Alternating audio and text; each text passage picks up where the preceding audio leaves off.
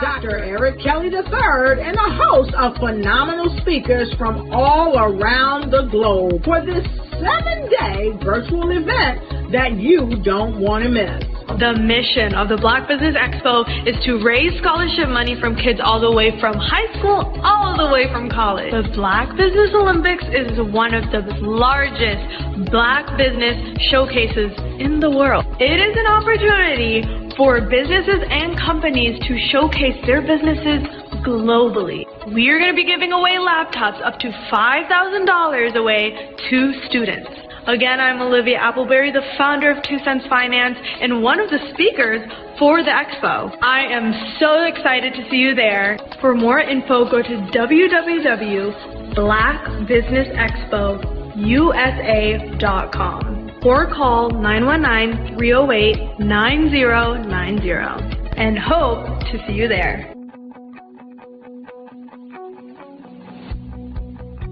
I am Black business. From the moment I wake until the time I sleep. Yes, I am Black business. I am Black business. Tell me, are you Black business? I am Black business. Do you support Black businesses? Listen, I support Black business because I am Black business. Black Business Expo, one of the largest business showcases in the history of Black business in the world. The world! Sign up today at www.blackbusinessexpousa.com or call 919-308-9090. I am Black business. I am Black business. From the moment I wake until the time I sleep, I am Black business. I am Black business. Are you Black business? I am Black business. Do you support Black businesses? I support Black business because I am Black business. Black Business Expo, one of the largest business showcases in the history of Black America in North Carolina.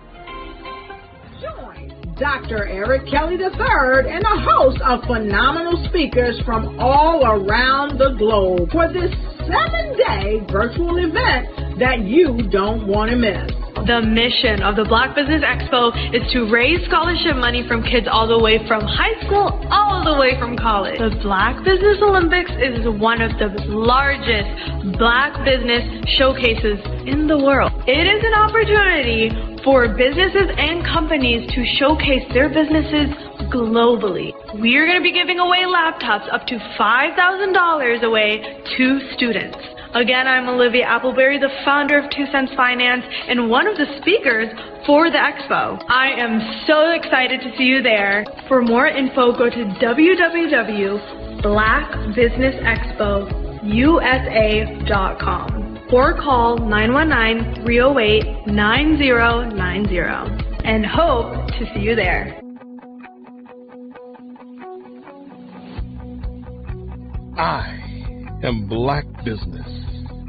From the moment I wake until the time I sleep. Yes, I am Black business.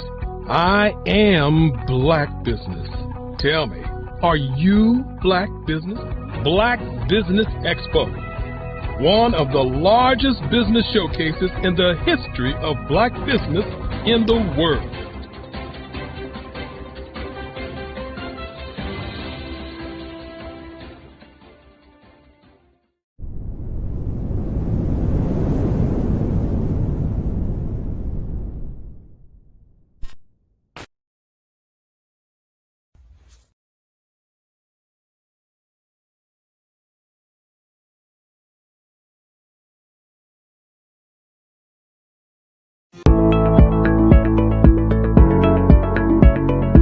Prepare for what's coming and dominate in economic winter.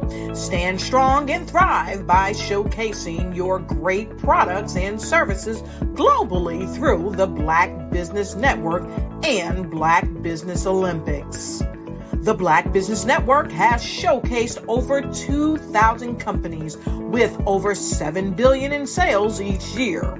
Over 10 million attendees have viewed the rebroadcast each month. Through the Black Business Olympics, unique styles of business training and mentoring are turning students into business owners and entrepreneurial warriors who will dominate in any economy. Gain the ultimate advantage of the Black Business Olympics, 7 days of unbelievable topics and speakers speaking around the globe. Donate your time and experience to provide expertise and scholarships to students worldwide and change the world. Now, more than ever, new insights, tools, strategies, and capabilities are needed. This is your chance for a major presentation to the world. Fill out the form and join the more than 2,000 speakers who have presented to over 200 countries. Join the Black Business Network streaming live into the Metaverse, STEM City, Black Multiverse Enterprises, Hulu, Amazon, YouTube, iHeartRadio, Apple, Facebook, LinkedIn, Pod TV, IBM TV, Spotify, and Google Podcasts. Sign up today. Spaces are limited, and we will see you there.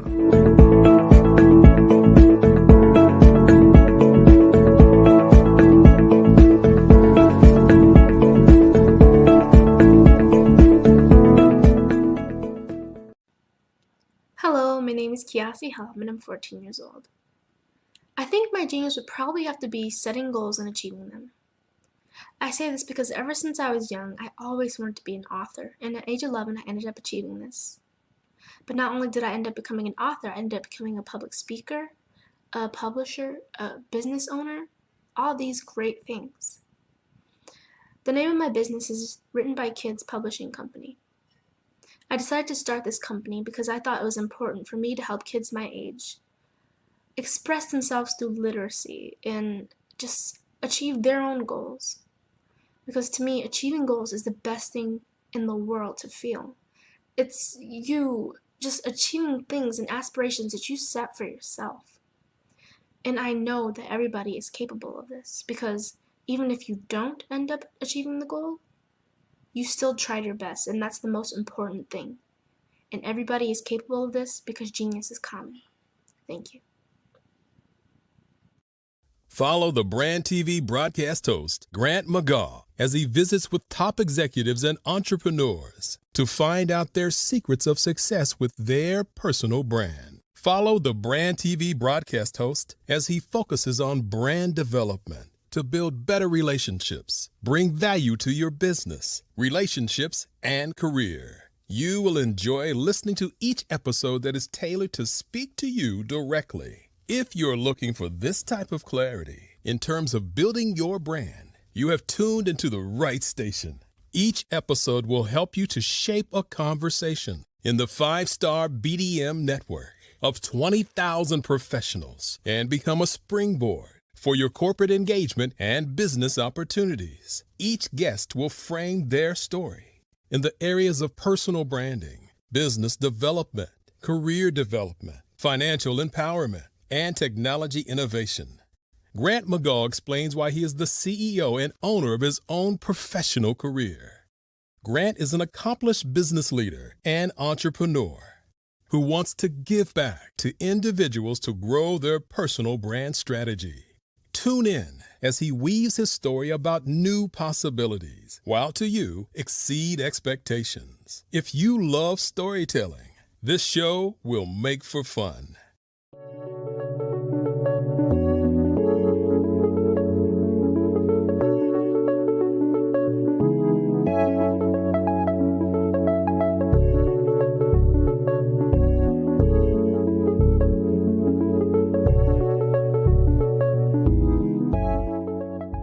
passion has been around helping communities of color and historically underrepresented and underserved communities, minority, rural, veterans, persons who are differently abled, in the intersection of education, innovation, technology, industry, and let's throw some entrepreneurship in there just for fun.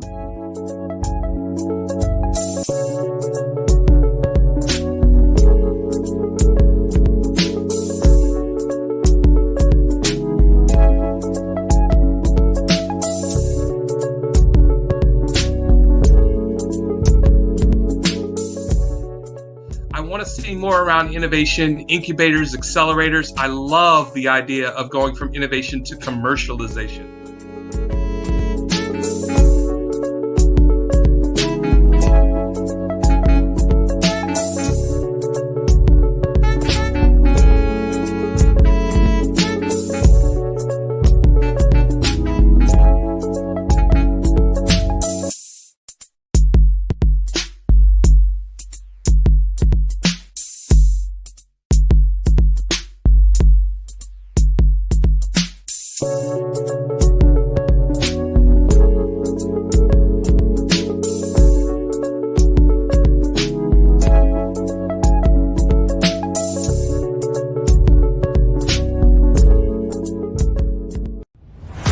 Social media is evolving. It's more vibrant, more colorful, more energetic, and so are you. It's not just photos anymore.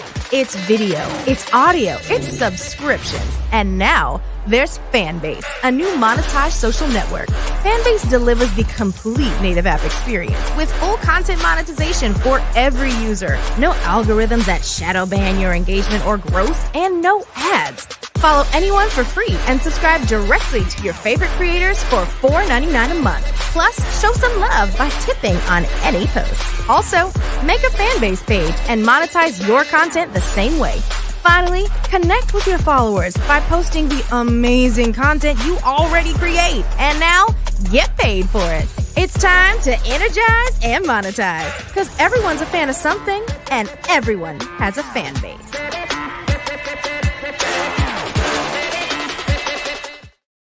Five-Star BDM, Brand Development Masters, is a professional consulting and advisory group keenly focused on business development services for the small to mid-sized business and entrepreneurs.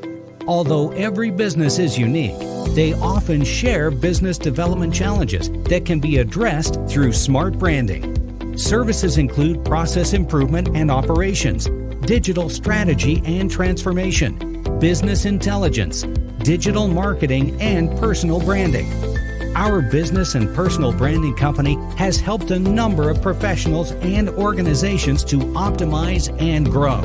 This results in more business, more opportunities, better reach, positive outcomes. Visit www.fivestarbdm.com today to learn more. What if you could build your own city? A place where every child can find nurturing people to help them achieve their full potential. A place where every adult can access job training support. Where health education is abundant. Where social justice ruled the land.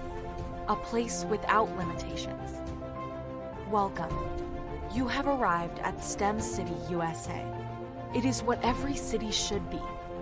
A safe and trusted community where you find people and resources to help you become everything you are and beyond. STEM City is unlike anything you have ever experienced. It is a digital twin of the world around you, only better. STEM City is about energy and soul renewal. It is more than a digital world. You can almost feel the power of live cultural events, music, and theater. STEM City promises a better future for children with caring mentors and hands-on activities with dedicated tutors to support our youth. STEM City is your passport to a healthy lifestyle with weekly events addressing our community's many issues. STEM City is your financial well-being with helpful information on wealth management, career advancement, job training, and so much more. STEM City is the community you deserve. It is the city where your dreams can come true. STEM City USA, a place in the sky that is accessible to all who reach for the stars.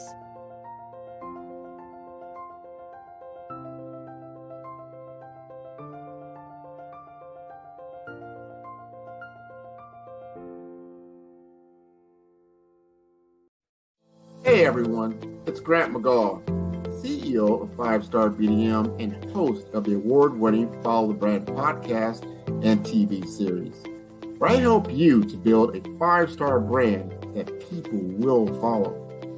My genius is personal brand development through intelligent communication and helping you achieve your business and career goals. I am a requested speaker on digital technology and brand development issues. I want to work with you to increase the value of your current opportunities while attracting new ones. Every one of you is unique, and we all share challenges that can be addressed through smart branding. As a super connector, I work with you as an executive coach to guide you along the complicated business and career development road, providing the enhancement tools and information you need to succeed. Together, I will help you succeed in today's challenging business climate. I will evaluate and measure your progress. Best of all, I am right alongside you every step of the way. Build the brand called you. Genius is coming. Have you ever seen a parent stressed out and needed a stress reliever with their child? One morning I was coming out of a store and saw a mother and her 3 or 4-year-old son. She was highly upset, actually beginning to yell at him. However, the more upset she became, it seemed the calmer the child became. He sat down on the sidewalk, crisscross applesauce, folded his arms, and looked up at her with a smile. You see, the angrier she became, the calmer he became, because he had the control of the situation. Hi, I'm Frizelma Lynn. I am the CEO and founder of Frizelma Teaching Parents, LLC. I'm a retired teacher, school district administrator, an author, speaker, and I am the Parenting 911 coach.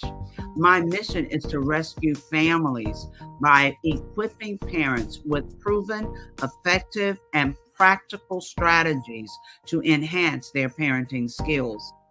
Many times we as a society expect parents to teach, train, and raise their children without providing the necessary tools they need to accomplish this. However, parenting issues cannot be resolved without intervention. Therefore, Frizelma Teaching Parents has provided coaching programs, digital courses, and live webinar trainings to provide step-by-step research-based parenting strategies, even for parents whose children are disrespectful, defiant, for those who have been diagnosed with ADD and ADHD, and even for parents of adult children. No longer will you have the need to feel like you are a failure as a parent. You will now have the tools needed for each situation. Trust me on this one. Go to www.parenting911.org. Book a 15-minute strategy session with me or choose one of the coaching programs. Our training helps parents relieve stress.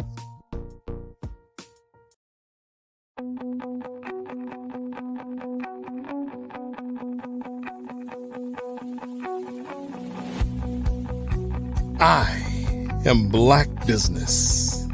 From the moment I wake until the time I sleep.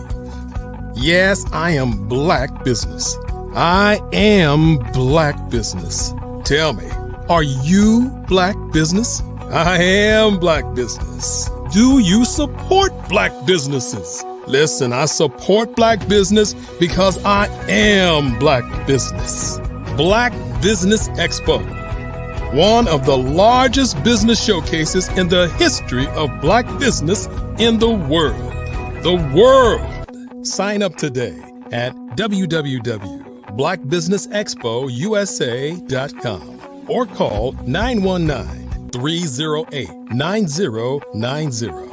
I am black business.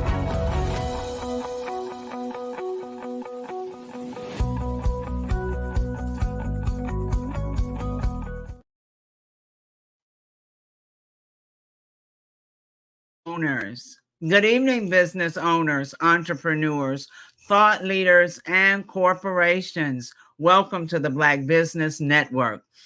My name is Frizelma Lynn, and I am your business moderator for this evening on the Black Business Network. The Black Business Network is a 24-hour business network showcasing Black businesses, business owners, entrepreneurs, and thought leaders worldwide. We have speakers from North Carolina, London, Singapore, Africa, Japan, and cities all over the United States. The Black Business Network is a global community sharing its business knowledge to empower, inspire, and educate businesses about business. Our first speaker is Kimberly Michelle, also known as the Purpose Pusher, a remarkable and highly sought after kingdom visionary, mindset coach, speaker, educator, and successful beauty and wellness business consultant. Most recently, the recipient of the 2023 Presidential Lifetime Achievement Award from the President of the United States. The 2023 Trailblazer Award from the Herpreneur Network, and the 2023 Woman of the Year from the Gentleman's Course.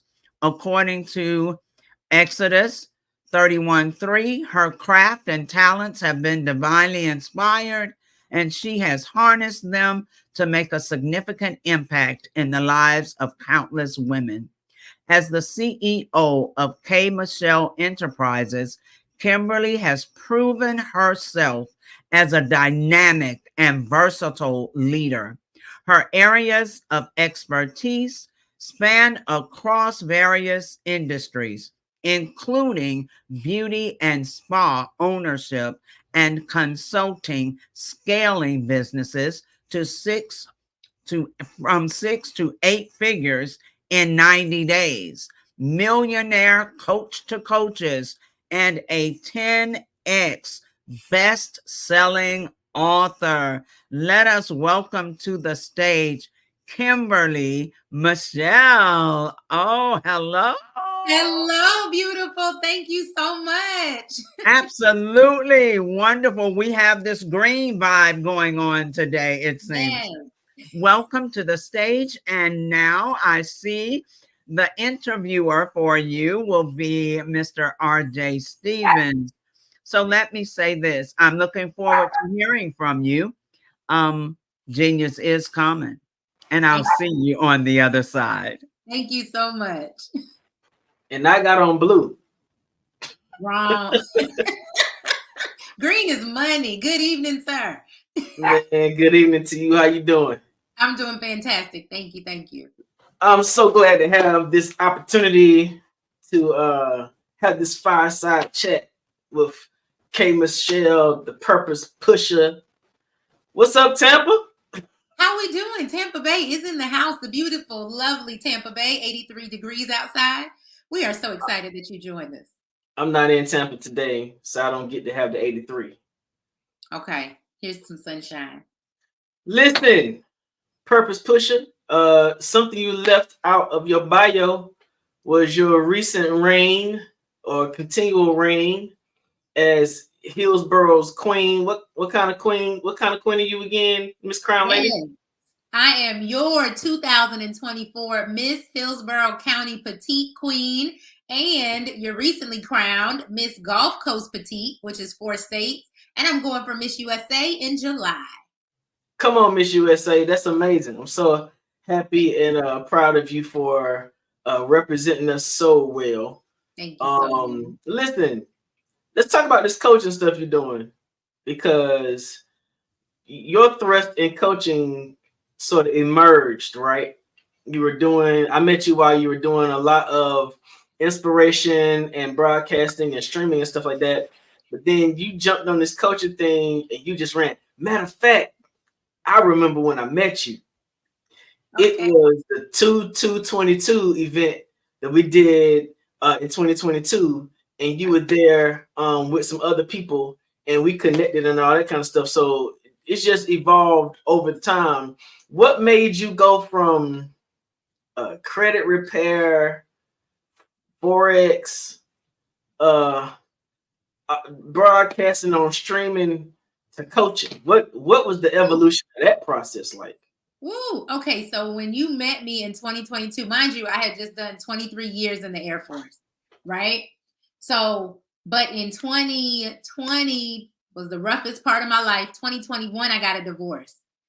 And so in 2021, when I got that divorce and I decided to leave, I said, now, God, we can't fail. Okay, now I don't want to be out here failing. I've seen people leave or people make transitions in their life and they just completely failed and it was over for them. And I said, God, this was a huge step in my life, so I cannot fail. I'm going to do anything. I'm a mother of 5. I'm retired Air Force. I'm out here in ministry. I'm a coach. I cannot fail. So I said, I'm going to do whatever it takes. I did credit repair. I had my 3 spas opened. I didn't want to lose them. I did Forex. I did whatever MLM was out there. I felt like this is where the problem is we get in God's way. And so I felt like, God, I know you got me, but let me just help you. So I did everything. So when you met me, I was on a grind just to do anything that would bring income, anything that wouldn't let people know that I was going through this tough time in my life. And so when you met me, it was really like, I'm just going to do whatever. I'm not going to fail. And I know God gave me multiple gifts, so I'm going to do them all right now. That is not the plan. So God showed me that is not the plan. Trust me and get in the vein of what you need to do, and you'll really be successful. So how did you walk from military career to esthetician to coaching? That's an interesting transition in career path. So the military, 23 years, I did not want to come in. It was a bet with my father. All right. And I clearly won the bet because I retired. But he told me I was too prissy. I was too girly. You know, I'm his princess. I'm not going to make it in the military. So what you still cannot do in my life is give me a challenge because I'm going for it.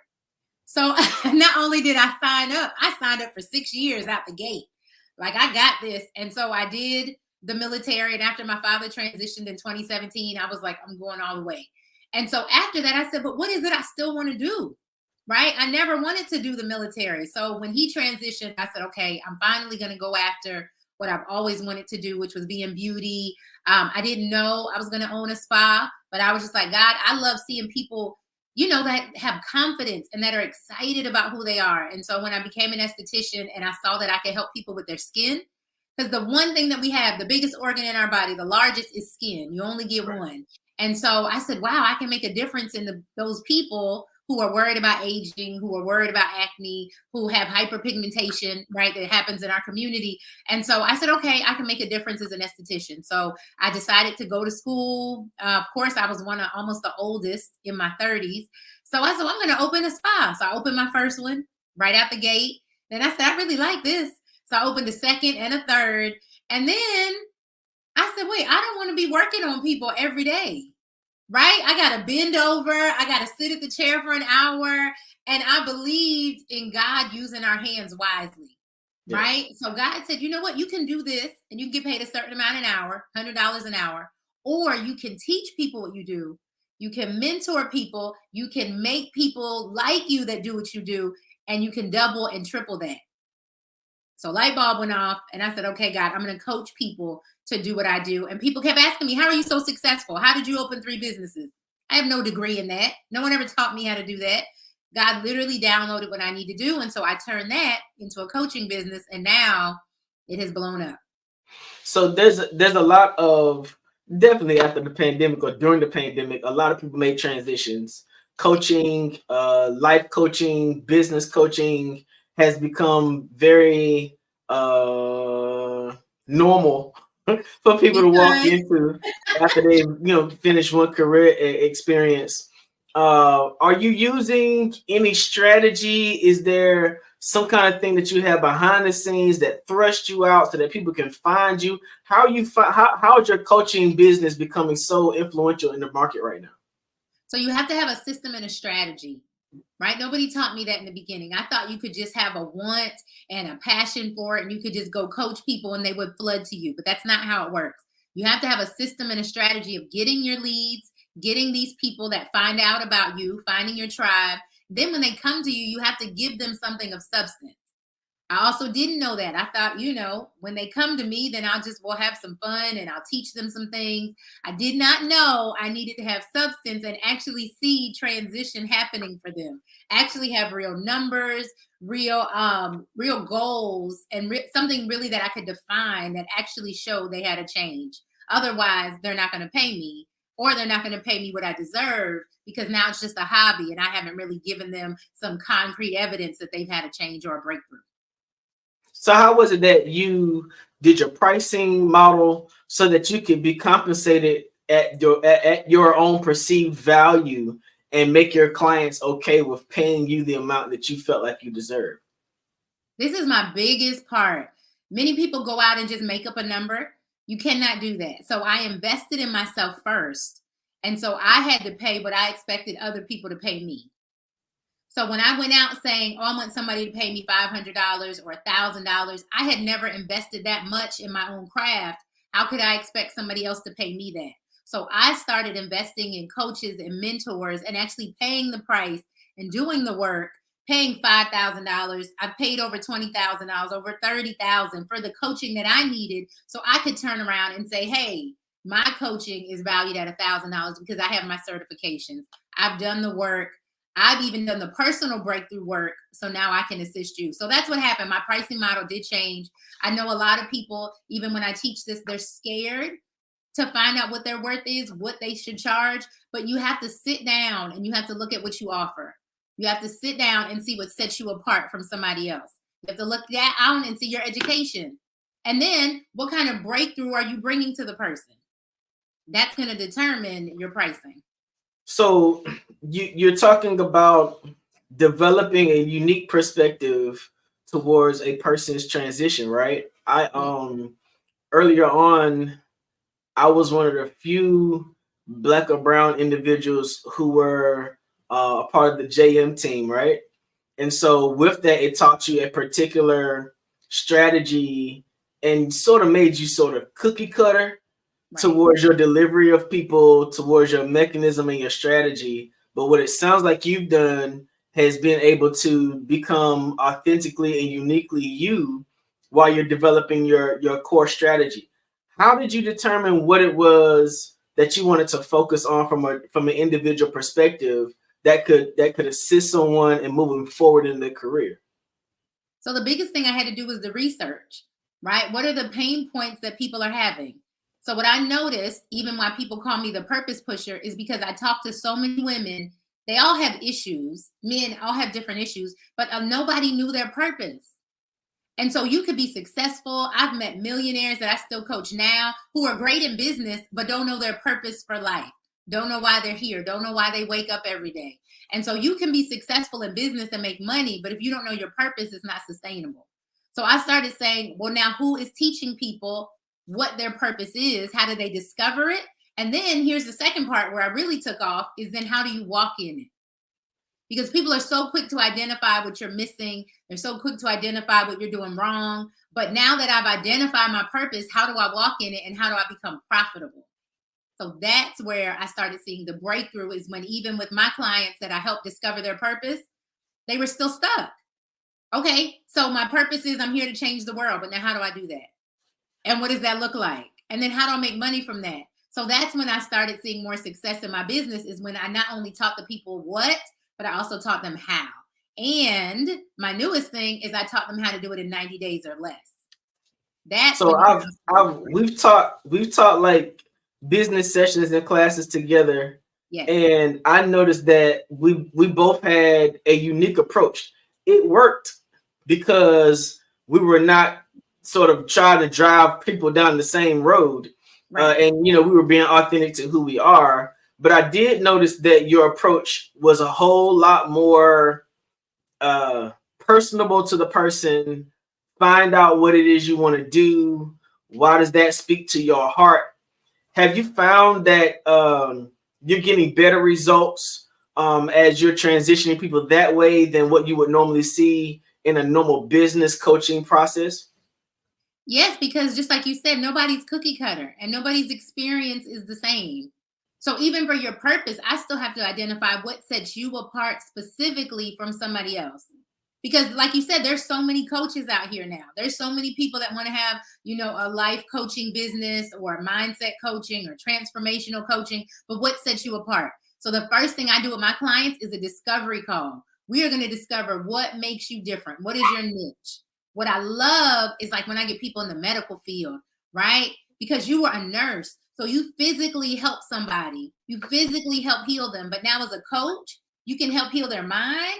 You're just, you're a double, what's the word? You're double threat. You can really help somebody more than in just one area, because now you can apply your medical principles. I had a young lady. She's my favorite one so far. She went to jail, right, for doing money laundering. She did some bad things with money. So she tells her own story. She went to jail for that. When she got out of jail, she said, I'm going to do it the right way and I'm going to make money the right way. She started doing that, started a coaching business. But then she got in front of some Caucasian people, and because of her past, she said she didn't know how to reach them. I said, don't be afraid of your past, address your past. So now she took her past of being in prison, being behind bars, and used that to deal with the mindset of those people that were wealthy. So she taught them, you might be wealthy, but you're still in a prison of your mind. What would it feel like for you to come outside of that? What would it feel like for you to be free? And she said that blew her to her $1 million range, because she started not being ashamed of her past, but using her past to catapult her. So find out what your niche is and work in your niche. Wow, that's amazing. So find out what your niche is and work in your niche. Yes. But how you learn to find out what your niche is when you were in a military environment where they sort of make everybody wear the same thing, eat the same thing, go the same way? What was it about the military experience that you brought over to the coaching experience that made you more effective? What I love about the military is that they're doing it intentionally, right? So everything we do has to be intentional. So they intentionally make you all the same, break you down, so you'll be at the same starting point, because everyone comes from different backgrounds, different mindsets. So the military breaks you down to build you back up, and then you can express yourself. Many of us just want to express ourselves, but no, you need to be broken down. You need to conform to something first, get your foundation, and then you can grow and expand from there. But let's build the house first. Let's get the foundation before you're trying to tell me about the inside and the crown molding and the different floors. We just need the foundation first. Do we have a house? Because you're too worried about what's going inside. So the first thing you have to do, even with your business or be successful in business, is what is your foundation? Who are you marketing to? What are you trying to sell? What is the reason for you doing what you're doing? You're doing because business is not easy and it's not always fun. So if you know your purpose for doing it, it changes the way you do business. That's awesome. If you know your purpose, it changes the way you do business. Now, what if I am knee deep in business, invested in, like locked and loaded, but I realize one day that I don't have passion for this anymore? What do you suggest for people who are looking for a moment to transition? First of all, passion will not get you anywhere. I love having these conversations with you, RJ, because passion is what our problem is anyway. We are chasing passion. Stop worrying about what makes you feel good and what makes you smile. No, it's what do you purpose to do? Right? I'm sure there's a lot of things in life that you could be successful at, but that is not your purpose. So if you are knee deep in something that you just have a passion for, you need to stop and refocus and probably redirect yourself. First of all, there's nothing wrong with redirection before it's too late. Okay. Many businesses fail because they're afraid to redirect. They're afraid to refocus. They're afraid to admit they got it wrong. You can look at companies like Amazon, right? Just started off doing books, but what is he doing now? Where have they refocused now? Where have they repositioned to, right? Walmart. People say, oh, Walmart was doing great. But then Walmart said, we got to jump on the digital train. We got to jump on having shoppers.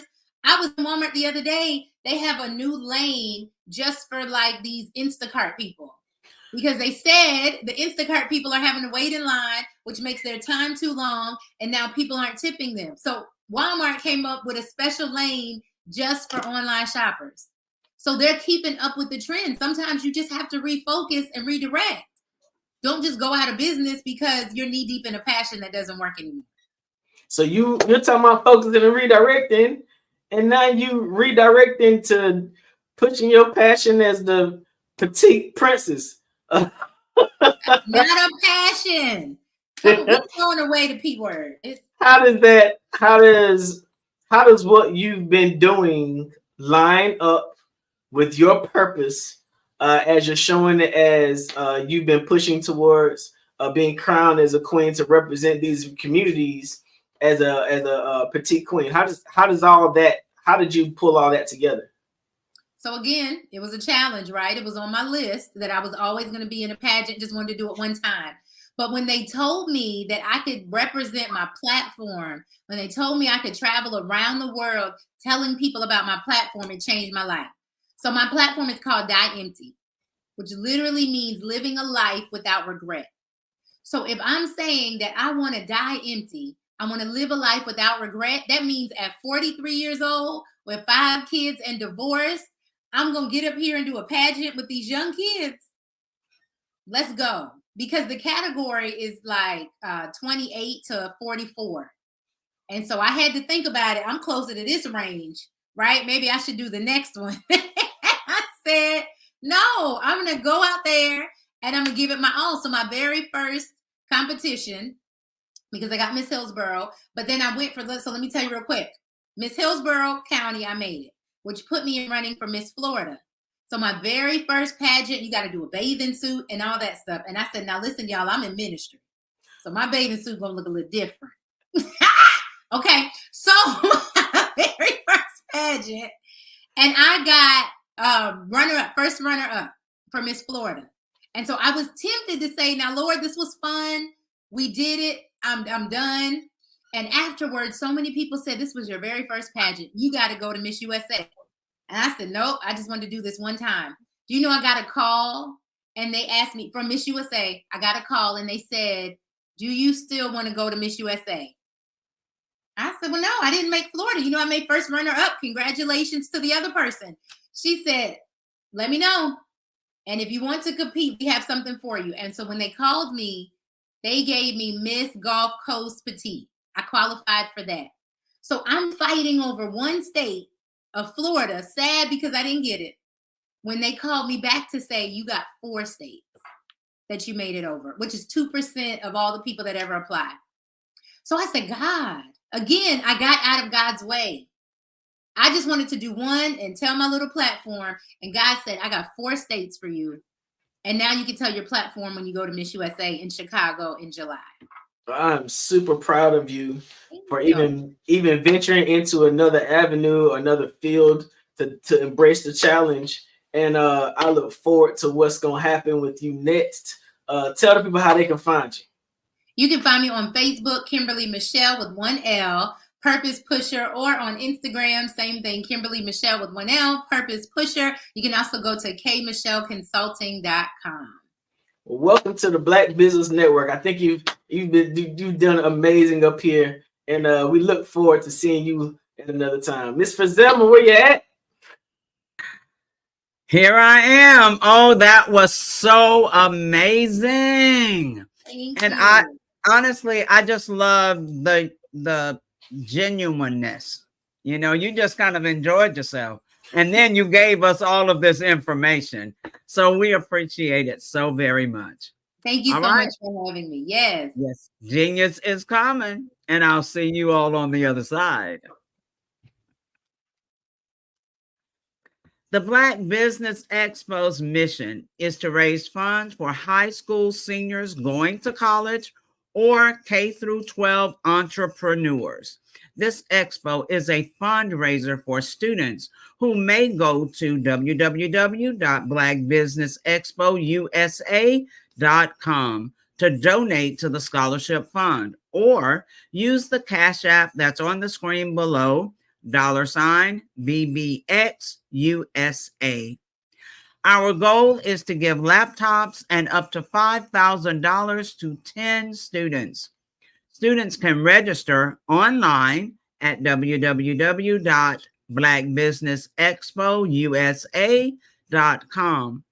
Every dollar counts, so we want to remind you to donate to the scholarship fund. We want to thank our Black Business Expo USA sponsors for April 2024.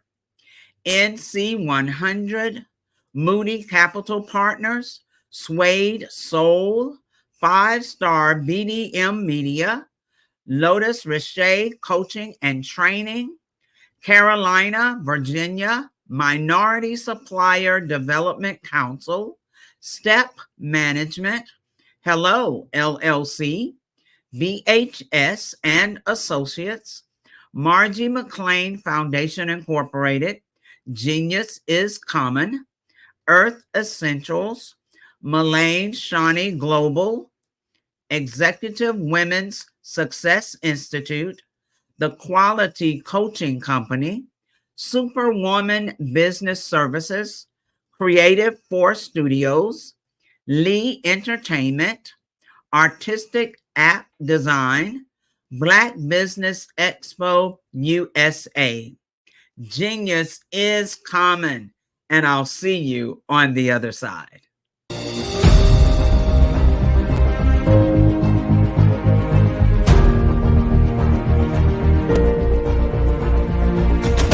Hello, ladies and gentlemen.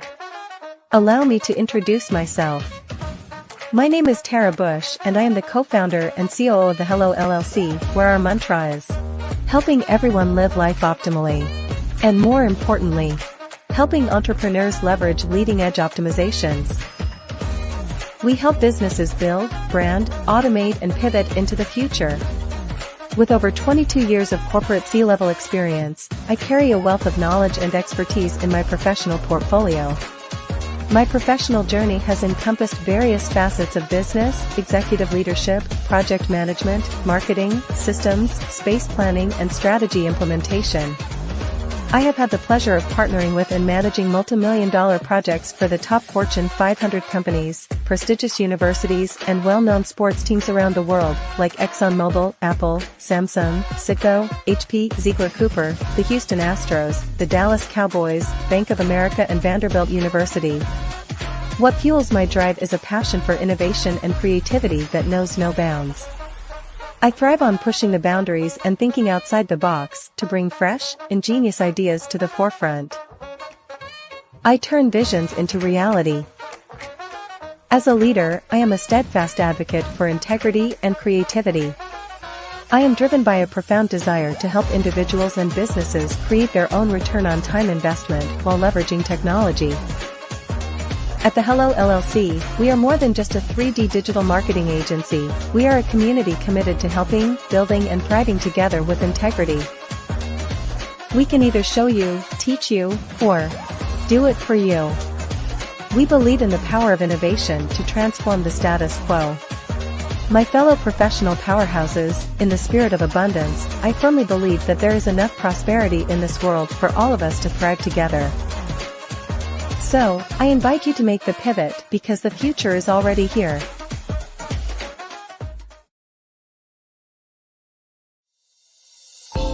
Over the past few years, we've seen the growth of existing and new initiatives focused on financial inclusion, building global networks, and reducing the wealth gap in response to the idea there's not enough seats at the table.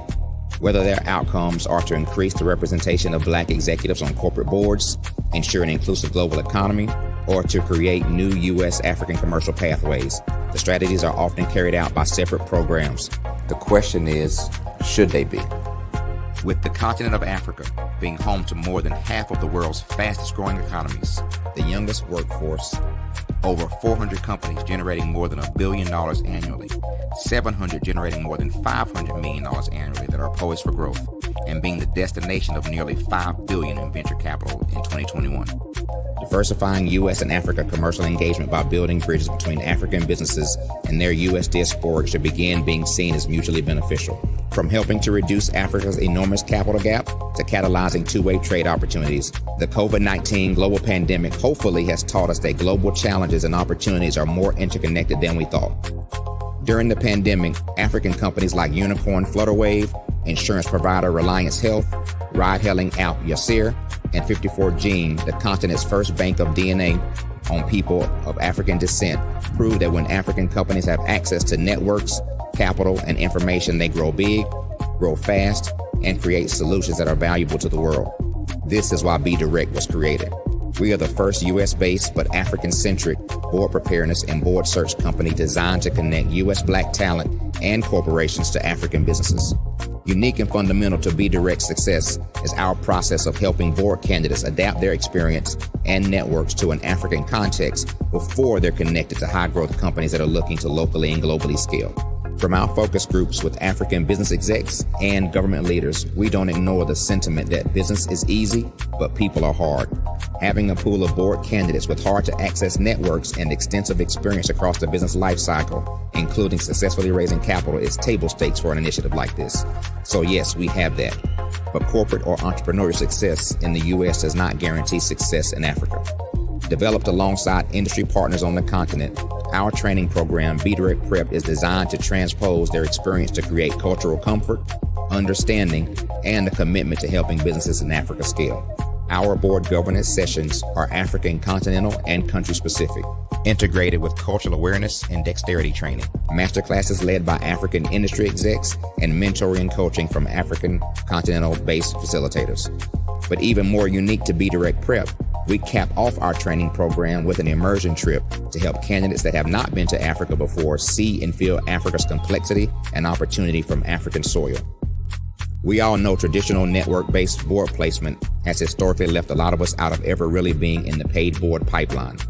Our strategy supports the work of many great organizations that are successfully filling seats at U.S. board tables by creating more tables for those that are still left on the sideline. It's time to start seeing the role and value of U.S. Black talent and businesses on the continent of Africa differently. Old perceptions and habits limit economic inclusion. Let's transition Black talent and the African businesses they will support from the periphery of the global economy to its core. Living in a global lockdown, we all know now how fast local and global economies can change, and see the value of having businesses that hire, strengthen local value chains, and even grow globally. Status quo in any form holds back progress. We must democratize U.S.-Africa commercial engagement by socially and economically connecting cultures that have long been disconnected. It's time for Africa's U.S. diaspora to redefine their global value by helping African businesses scale continentally and globally.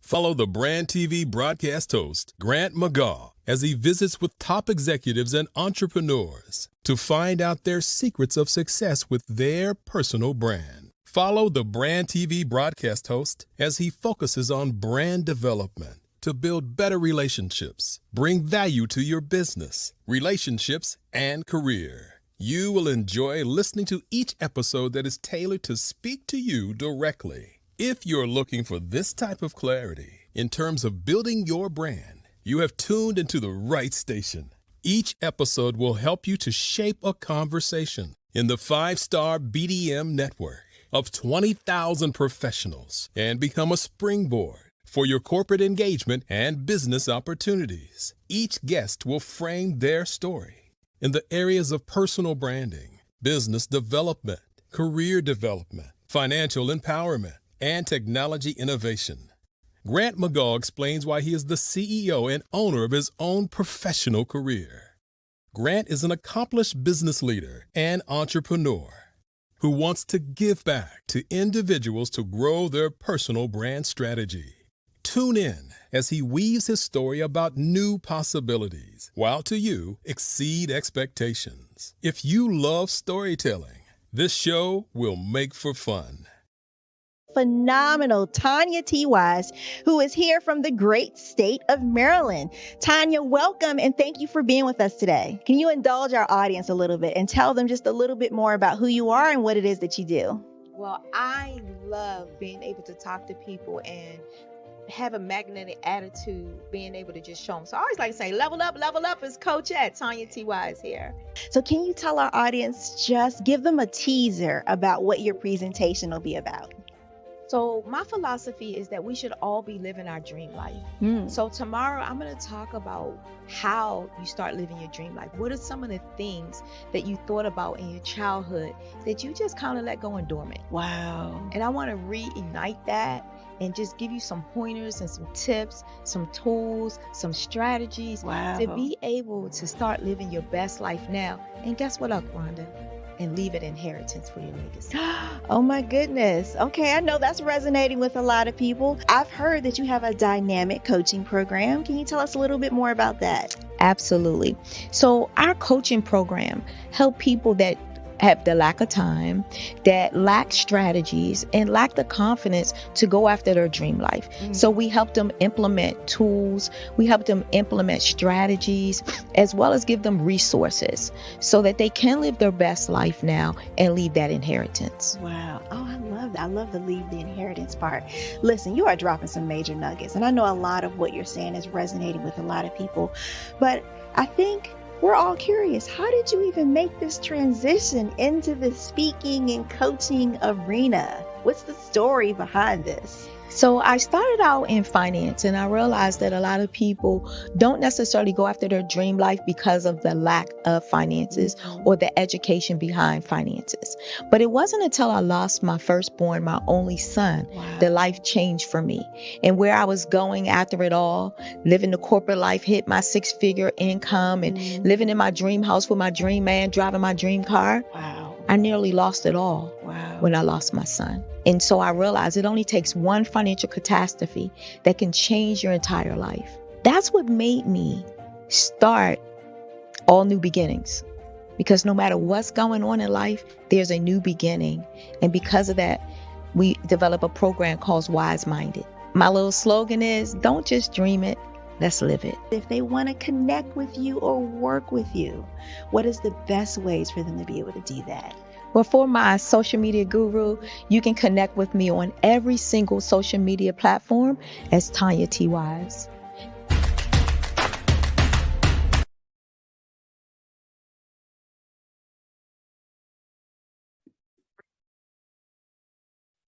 Hello, I'm Dr. Madeline Ann Lewis, President and CEO of the Executive Women's Success Institute. And my genius is helping women accelerate the path to success. You know, I was blessed to have strong women in my life who encouraged, motivated, and pushed me to do my best and to never even think about giving up on my dreams. So I say to women, we must show up to rise up. We have talents and potential, but who will see them if we don't speak up and get noticed? I know that women are a tremendous resource on this planet, and there is nothing more fulfilling than helping a woman tap into her full potential. I do this because I want to be a part of helping as many women as I can to show up, to rise up. I do this because genius is common.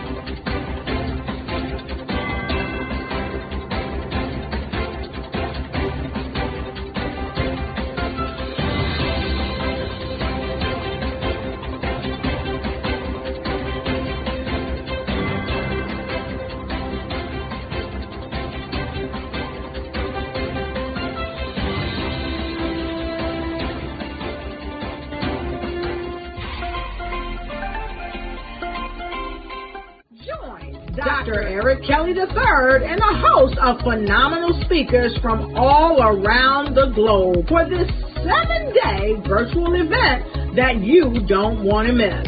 The mission of the Black Business Expo is to raise scholarship money from kids all the way from high school, all the way from college. The Black Business Olympics is one of the largest Black business showcases in the world. It is an opportunity for businesses and companies to showcase their businesses globally. We are going to be giving away laptops up to $5,000 away to students.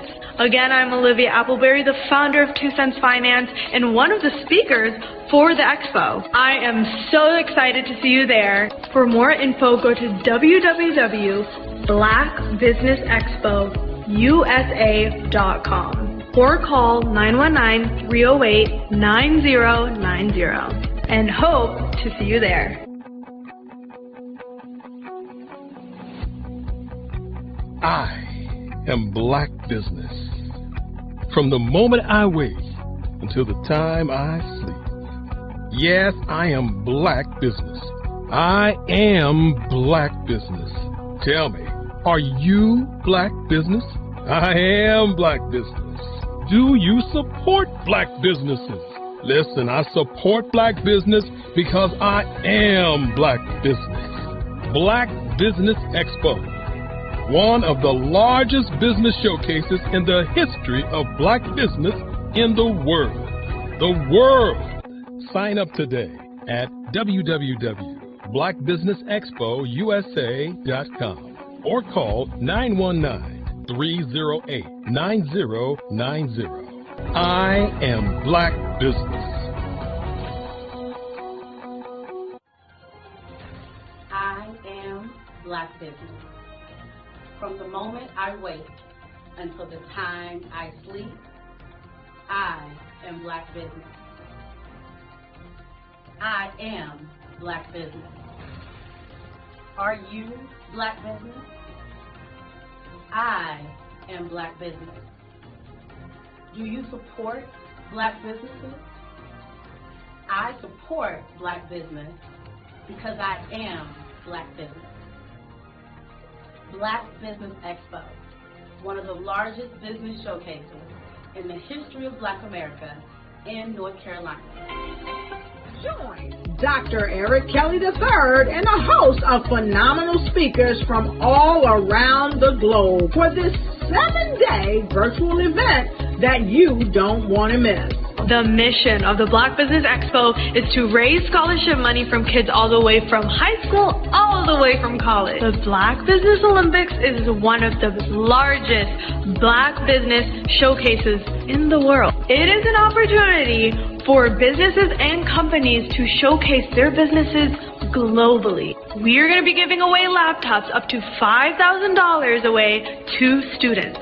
Again, I'm Olivia Appleberry, the founder of 2 Cents Finance and one of the speakers for the expo. I am so excited to see you there. For more info, go to www.blackbusinessexpousa.com or call 919-308-9090 and hope to see you there.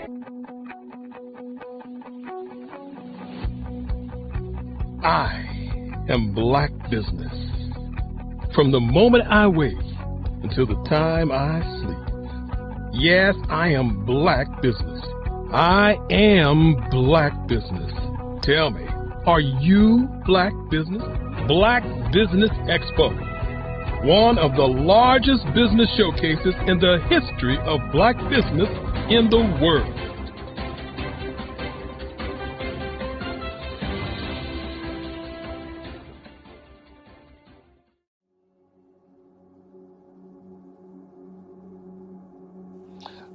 I was born and raised in southeastern West Virginia, the coal fields. My father was an AME minister.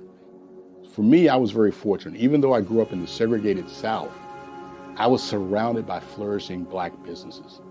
Doctors, lawyers, bankers, dentists. They were all there and they were all successful. And I guess that's part of my dream, is to see that success come back.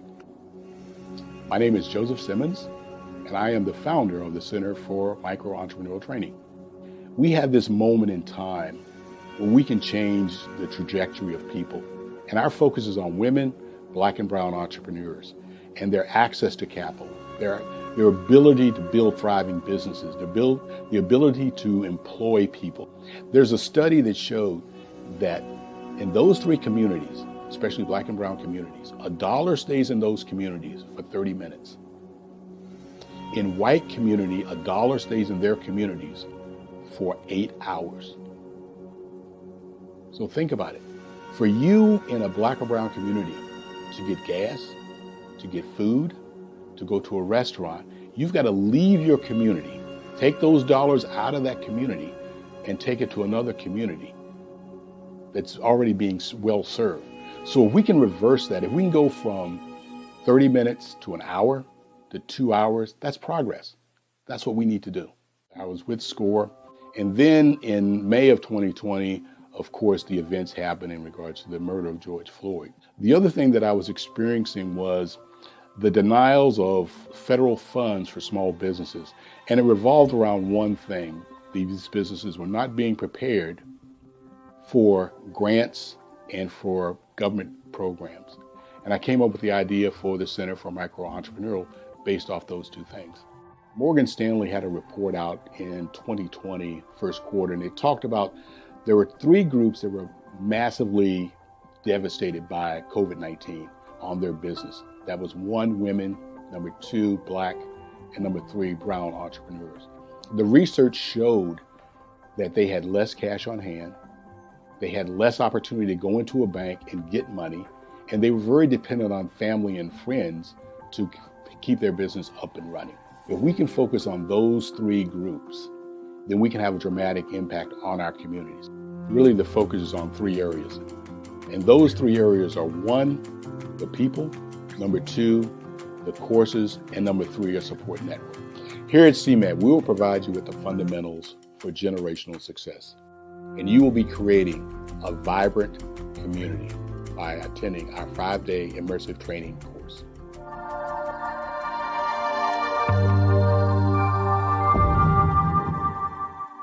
Five-Star BDM, Brand Development Masters, is a professional consulting and advisory group keenly focused on business development services for the small to mid-sized business and entrepreneurs. Although every business is unique, they often share business development challenges that can be addressed through smart branding. Services include process improvement and operations, digital strategy and transformation, business intelligence, digital marketing, and personal branding. Our business and personal branding company has helped a number of professionals and organizations to optimize and grow. This results in more business, more opportunities, better reach, positive outcomes. Visit www.fivestarbdm.com today to learn more.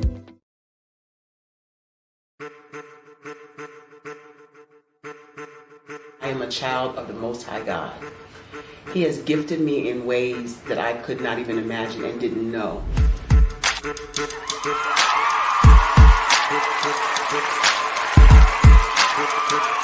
There was a time when I didn't know who I was.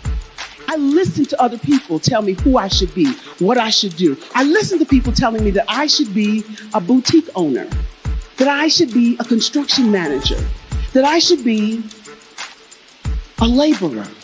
Have you ever felt like you should do something else, be something else, go somewhere else, be wherever you wanted to be, and you felt like you were in a box? Anybody in the room?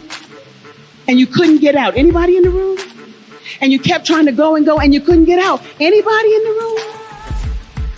But let me tell you, you need to rock the box. Rock the box.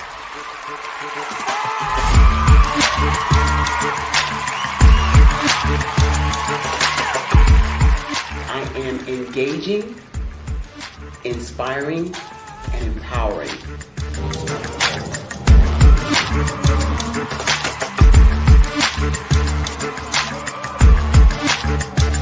I would give you everything I know.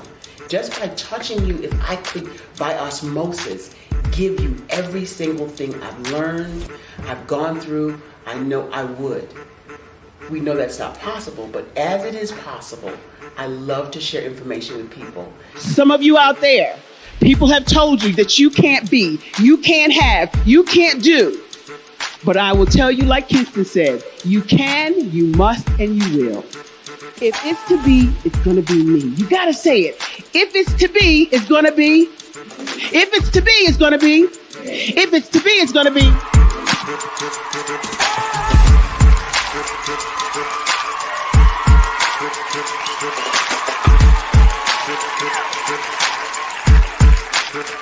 Barbara is because she believed what her mama said about her and not what other people told her. Every day you wake up, when you're in a situation, it's your choice whether it's an advantage or the disadvantage. She gained her confidence and her life, and now she is a testimony. If I can help you elevate yourself, then I feel like I'm elevating my own self as well. What you know and I know together can change the world.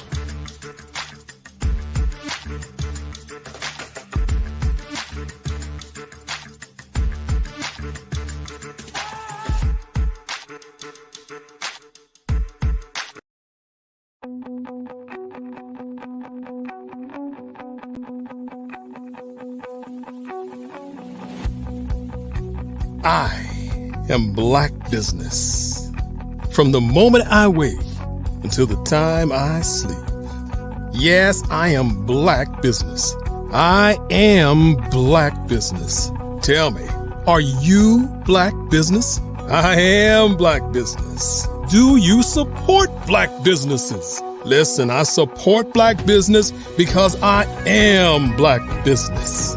Black Business Expo, one of the largest business showcases in the history of Black business in the world. The world! Sign up today at www.blackbusinessexpousa.com or call 919-308-9090. I am Black business.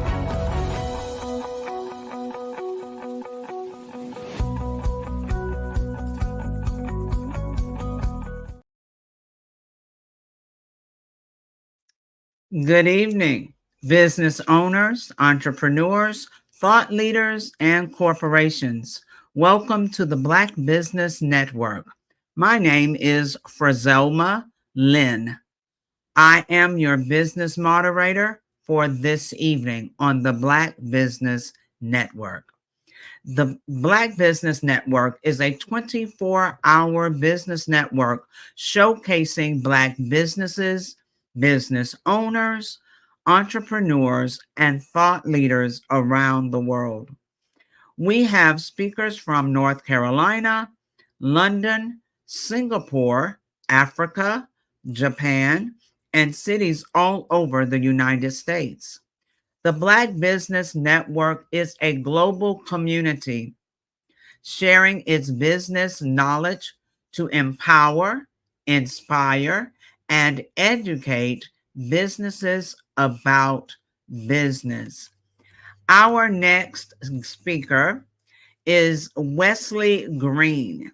He is an entrepreneur that is enthusiastic about all types of businesses. He currently is the co-founder of Black Baron Transport LLC, along with Southland Freight Solutions LLC. He started his journey in the logistics in March of 2017. His first job was as a freight broker, where he negotiated prices with trucking companies in an effort to get customers' freight moved. He fell in love with the art of negotiation, which made him look deeper into the industry as a whole. After taking a deeper look, Wesley adopted a creative, problem-solving approach to serving customers, which helped him create a lane that is unaddressed. He now is the owner of 2 firms, grossing over $2 million a year and growing at a rapid pace. He is a loving husband and father of one with another on the way. In his free time, he likes to barbecue, watch football, and hang with friends and family. He is also an outspoken Christian with a heart to find solutions to help the people that society tends to overlook. Please help me welcome to the stage Wesley Green.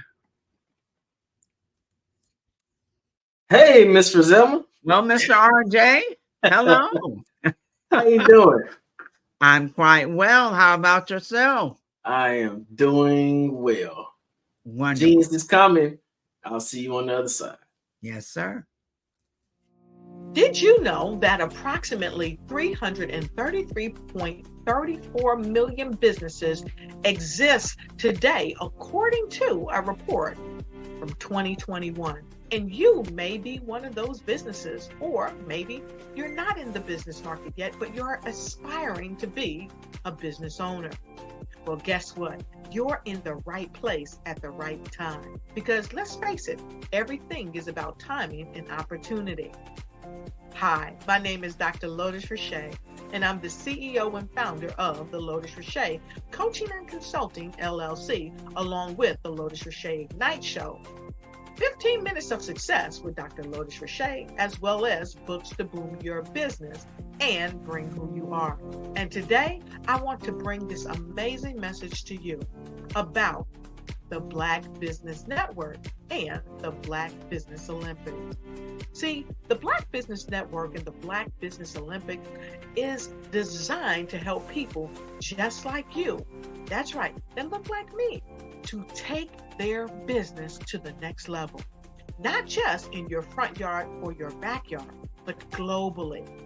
The Black Business Network and Black Business Olympics is designed not to just help you survive, but to help you thrive.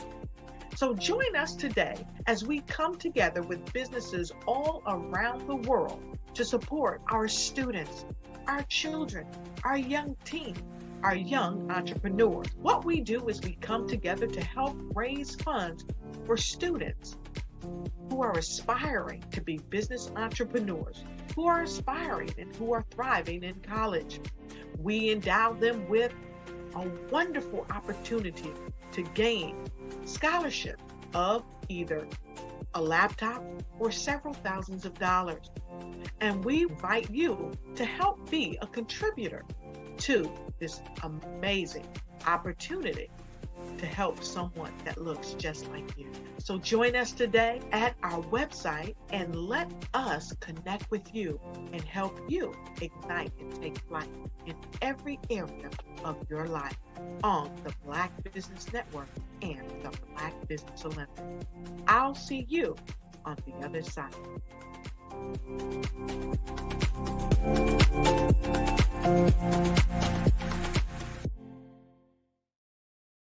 I'd like you to imagine with me, if you will, opening an app where you can collaborate with like-minded individuals from around the world, get inspiration and in-app tools to launch and grow your business, as well as share your knowledge and earn compensation, all in one app. Well, the name of that app is Truso, short for Truly Social. Hi, I'm Matthew Newman, the founder and CEO of Truso, a new concept in social media. Truso is designed from the ground up to be a platform that's both social and empowering for all its users. How exactly do we do that? I'm glad you asked. First, Truso brings the world together via video. Psychologists assert that video provides a significantly more effective connection than audio only. When you enter a community on Truso, you're face to face. Second, on Truso, you don't have to have 1 million followers to monetize. Our business model allows all hosts and moderators to monetize, no matter the size of your following, by 1, producing fee-based content, and 2, inviting others to join the platform as subscribers.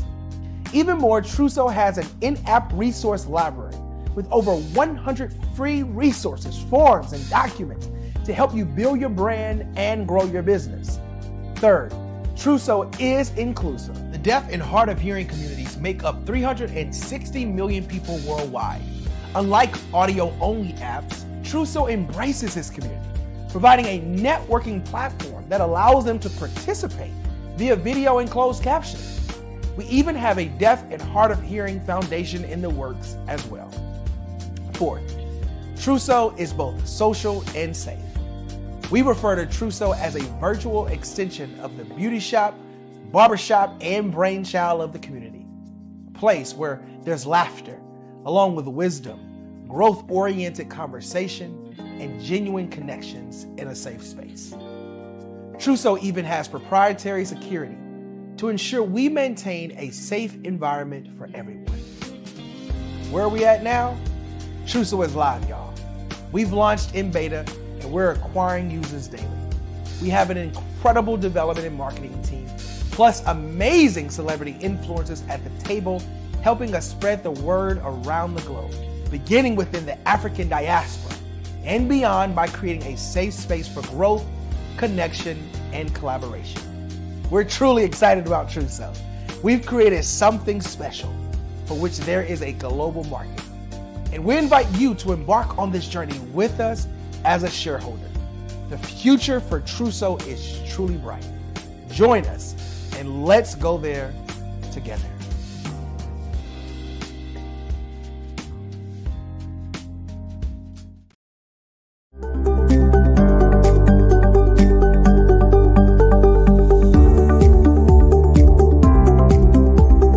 My name is Katie Bennett, and I own Lexicon Presents Publishing. We are a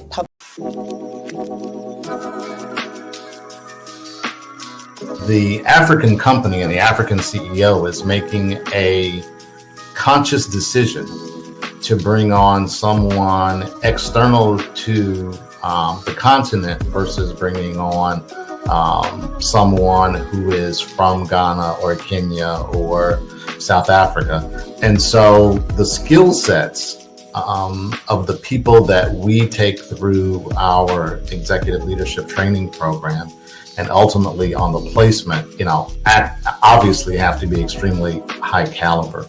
So what we look for are corporate executives at the vice president to C-suite level, as well as Black entrepreneurs.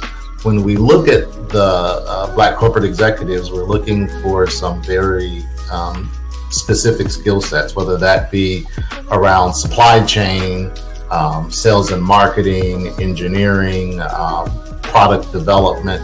We want our folks to be able to add immediate value to the corporate board, right? And the other thing is, even if they don't necessarily have specific industry experience, they're bringing a diversity of thought.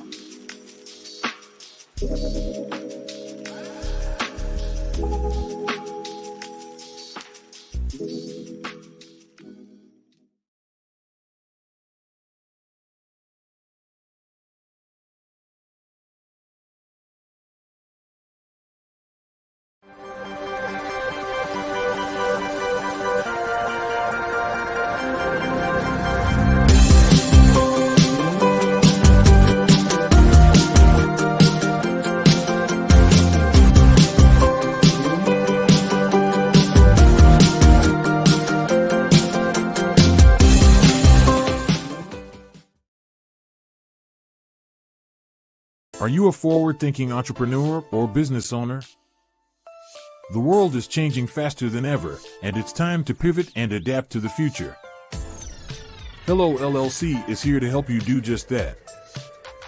Hello stands for helping Welcome back, ladies and gentlemen, for a fireside chat with Wesley Green and RJ Stevenson. Well, you got RJ Stevenson. Hey, Miss Brazilma, how you doing? I'm doing quite well, RJ. How are you? I'm doing well. Wonderful. So we're having some technical difficulties. It's all good because you know what? I want to know more about Miss Brazilma Lynn. Well. And I am more than happy to let you know. I am at this point in life, I am the parenting 911 coach. So, just listening to the previous conversation with you and Kimberly Michelle, and you mentioned how her coaching had evolved, how things start off one way, but they should evolve as times change, as trends change. So I've started as the parenting 911 coach, going to different schools and school districts and presenting workshops for parents, whether it was in person or virtual. And now that has also evolved into school districts wanting me to work with their faculty. Because if we're giving training to parents to provide additional tools for parents, we have to also look on the other side of that coin and make sure we have professional development provided for teachers to know how to work with parents. So right now, that's where I am, and moving into, still evolving, moving into the Parenting 911 University, where we will coach people, train them. We will train coaches to become Parenting 911 coaches and do what I do. So, of course, they will have to have credentials, because they will not only work with parents, they will also work with teachers.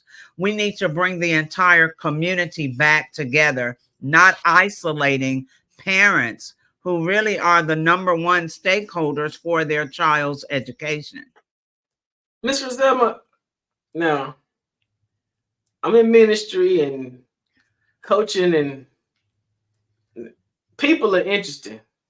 What in the world made you decide to make parents, of all people, your desired clientele for coaching?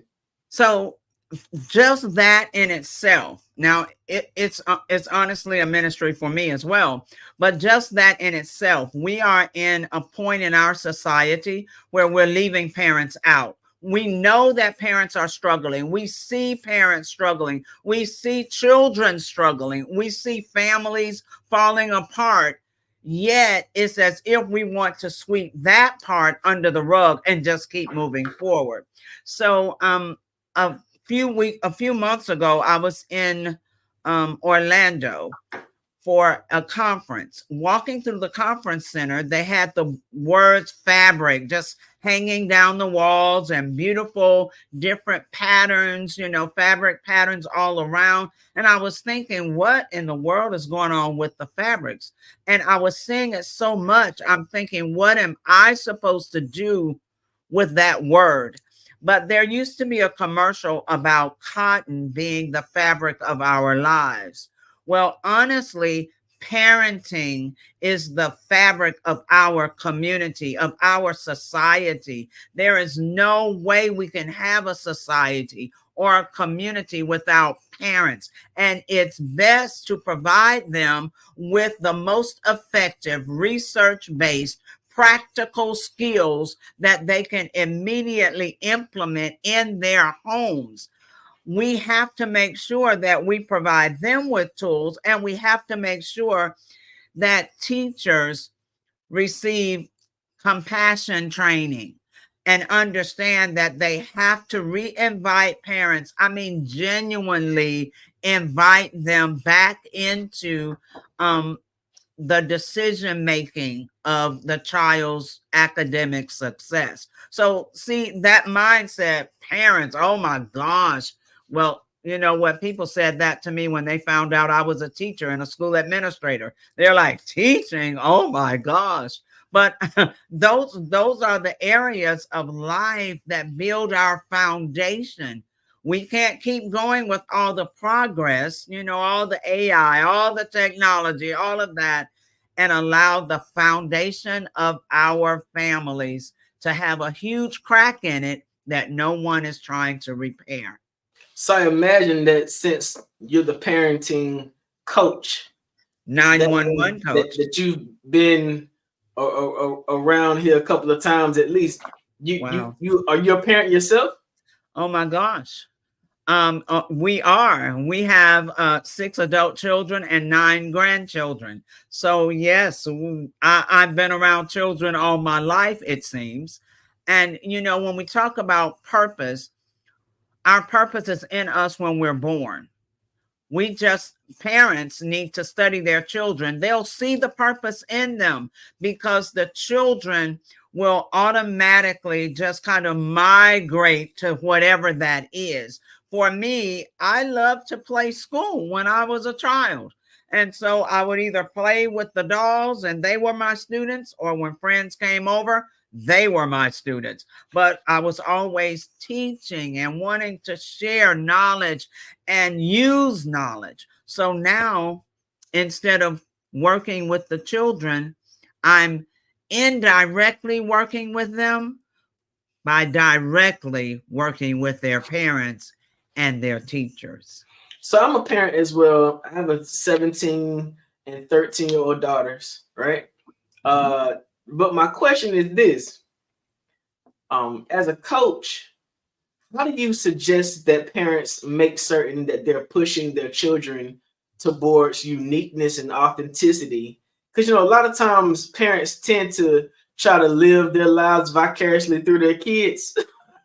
Yes. How do you suggest that parents find that point of passion for their children so the child is able to develop authentically the way that they want to be developed in life and have their own unique experiences?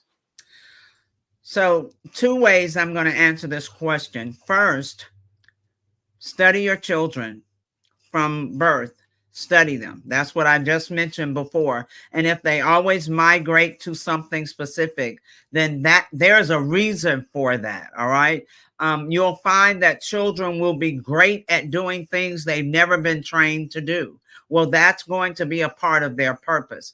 I know a little bit about your story, and I know you said you started playing an instrument at the age of 9. Well, imagine if your parents had decided, oh, no, we don't have musicians in this family. No, see, parents have to stop allowing everything to be about them. Everybody in the family is important. Everybody has a purpose. And as parents, we are the ones that are to look for that purpose and support that purpose and help our children walk in their purpose. It's not about what we like. So, you know, some parents will do it. Well, I don't know anything about that, so you can't do that. No, if you don't know anything about it, parent, find out about it. Yeah. Learn about it. But don't stifle your child's purpose because you don't understand it or because it's not your purpose. So we have to learn. Each individual has a purpose, and many times it's not going to be yours. Yeah. Parenting is by far much more different nowadays than it was when I was growing up, because, you know, some of the things kids say to their parents, I couldn't say. Some of the things that are normal in trends, I couldn't do. So, you know, I imagine that you've had to go through a whole lot of introspect, retrospect, reflection, a whole lot of research to even be able to identify best practices for this generation of kids, right? Absolutely. How is parenting different now than it was in the past? Is there a different approach necessary to help parents learn how to be more effective? Yeah, so I'm so happy you said that parenting was different and not that children are different. My oldest aunt was almost 100 when she passed away, 99.9 years old. And she would always remind us that children come here the same way they always have. She said, children are not so different at all, but it's the parents and the parenting that's different. So in today, we have so many different reasons. There's not, you know, a one size fits all. But for some younger parents, they may not have had a parent to model for them, at least not to model good parenting. So therefore, they may not know. As one mother said, she was overcompensating, buying, I mean, absolutely everything she could afford for a 1-year-old who cared nothing about 99.9% of the stuff that she was buying, but she was doing all she knew to do. And in questioning her about it, she said, I didn't have a mom in my home. I don't even know what it looks like to have, you know, to just be a good mother. I don't have a model. So for some parents, they're struggling because they didn't have a model. Whether it was a mom or dad, you know, they didn't have a good, wholesome, productive, caring, nurturing, structured model. For some who had a good model, they're so bent on not raising their children up like they were raised. So they're throwing the baby out with the bathwater, so to speak, instead of them going back and reflecting on the things that helped them that their parents did. Instead of them understanding now more of why their parents did what they did, they're so bent on not doing any of it until they're missing so much of what children need to develop as they grow up. And for others, you know, it's just me, myself, and I. Some parents are just living in their own world and everything is about them, and it doesn't matter what the children need or want or have. So as you're coaching different reasons. So as you're coaching more parents now, do you find that you find things personally that you wish you had done differently as a parent because of what you're learning in your research and how you're applying your techniques to other people? Absolutely. Absolutely. Even as a grandparent, I do things differently as a grandparent. So remember how some children, if there's a range of ages with children at home, and let's just say there's a 25-year-old, that's the oldest, and now there's an 8-year-old. Well, the parent has also changed and hopefully grown in wisdom. And so they're not going to parent that 8-year-old the same way they did the 25-year-old. They were learning how to be a parent then. And now they know a little bit more. So yes, it is different. I've learned so much through research, through just living, becoming wiser. And I tell parents often, please don't hesitate to apologize to your children. Let them know if there is something that you've learned you could have done better. It's not so much that you were wrong, but you could have done better. There, you see where there could have been improvement. If you possibly can, apologize. Just say, I was wrong. I made a mistake. My bad. I'm sorry. I'm human too. And oftentimes we don't let our children know that we are human. And we have them thinking, you know, we can do no wrong. Like whatever I says goes. But sometimes what we say is not correct. Do you find that coaching parents of Black children now is a little bit more sensitive than it may have been in the past because of how delicate our social structure has become? I mean, I'm from Florida, have been there for a little while, been there 7 years, and the infrastructure in that state is quite different from any other place in America. And raising a child in Florida as a Black family has got to be unique because of all of the erasing that is happening in our school system as an education about where Black people came from. What is it that parents need to do to make certain that Black boys and Black girls are locked in on who they are, and how do they navigate the challenge of doing that in the 2024 type environment? First of all, they have to be real. I mean, you have to be real with your children. You have to be honest with your children. And so oftentimes like a selfie. You only want the selfie to look cute, you know, but life is not all cute. And we oftentimes walk through a struggle, but we never let our children know we're struggling. And if we never share with them what we're having to walk through and how we are walking through it, they won't know either how to deal with issues. So what I see is the harvest from a generation or two ago, when parents, Black parents as well, mainly, were working so hard, overtime, double shifts, all this extra to get more stuff. Because, you know, we were coming, most of us, out of a poverty place. And so we were trying to get more stuff for our children, have, you know, nice houses and more cars and more this or that, until we left out the training, the teaching, the communicating, the nurturing. You have to spend time with your children for all of those things. And when you spend time with them, I don't mean everybody on their own device in a whole nother room, or, you know, right there and nobody's talking to one another. And if you want to know what your child's doing, you text them a message. See, that has isolated us so much. But as Black families, we've got to be truthful and honest.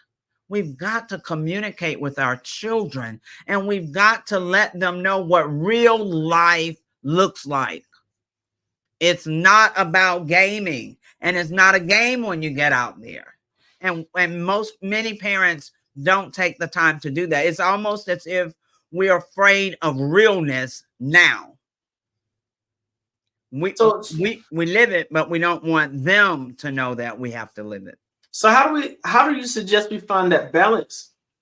Because as a parent, you never want your child to feel like they're isolated. I know that, you know, growing up in the Christian home, I still needed to know what was happening on the music videos when I got to school so I could be normal. How do parents suggest balance with their children, knowing that your child needs to know what Roblox is about? You know, your child needs to know they need to be able to communicate with other children about what other children are doing. How do you find that balance as a coach? What methods or what practicums do you suggest for parents to make sure their children are still locked into a child's world but engaged with their families at the same time? That's going to be a part of communication, good, deep communication. So your children are being influenced by other children. They're being influenced by what's on social media. You know, they're being influenced all the time away from you, or sometimes right there in the house with you. So what is your influence on them? And the only way for you to truly influence them is by talking with them. Now, you need to ask them, not just, oh, you have a good day today? And they're like, yeah, and then that's it. No, that really wasn't a conversation, you know? So you've got to go a little deeper and start asking. If your children, and most of them are, not all, if your children are on social media, or if they, you know, game, if they like to be on Roblox or whatever the case, parents, go in there with them. Find out what the game is like. You don't have to like gaming. You have to find out what your child is interested in, because that opens up communication. If you have nothing in common with your child, what will you talk about? And your child doesn't want to hear about stuff they're not interested in. So parents have to pivot. We sometimes don't understand that we're the ones that have to make adjustments.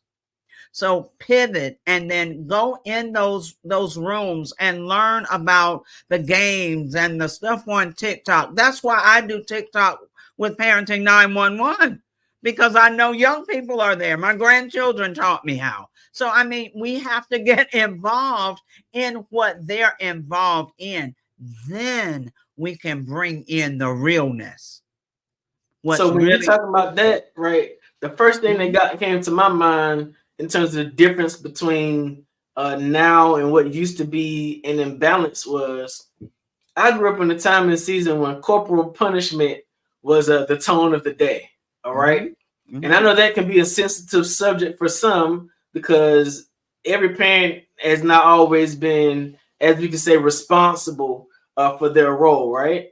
Right. But do you see a significant difference between an era when corporal punishment was more prevalent in comparison to now, when parents are afraid to speak to their children too harshly because of the traumatic effects of what that might do to the child? How do you see us navigating that space? All right. So you're talking about your era, so you can imagine my era, right? Okay, that time I was born. So my latest book is You Need a Butt Whipping. Wow. Now that brought back all sorts of triggers and trauma, because that phraseology in itself is just rough. Actually, the phrase itself is why it has the name. Gotcha. The phrase itself, because the book is really about discipline. We don't understand discipline today. We think, so many of us think that discipline is only punishment, nothing else. And that's not what discipline is. That's not even the definition of discipline. Punishment is actually a consequence after a child has been disciplined and then chooses not to do what they've been taught. But discipline is something totally different. Discipline is telling a child what to do, modeling for them what you want them to do and how you want them to do it, then practicing with them over and over the way they need to do it until it becomes a habit. That's discipline. Once you know that they know how to do it, then it's up to them to make a wise decision and choose to do it the way you've taught them and trained them or not. And if they choose not, that's when a negative consequence comes. This is sort of the difference.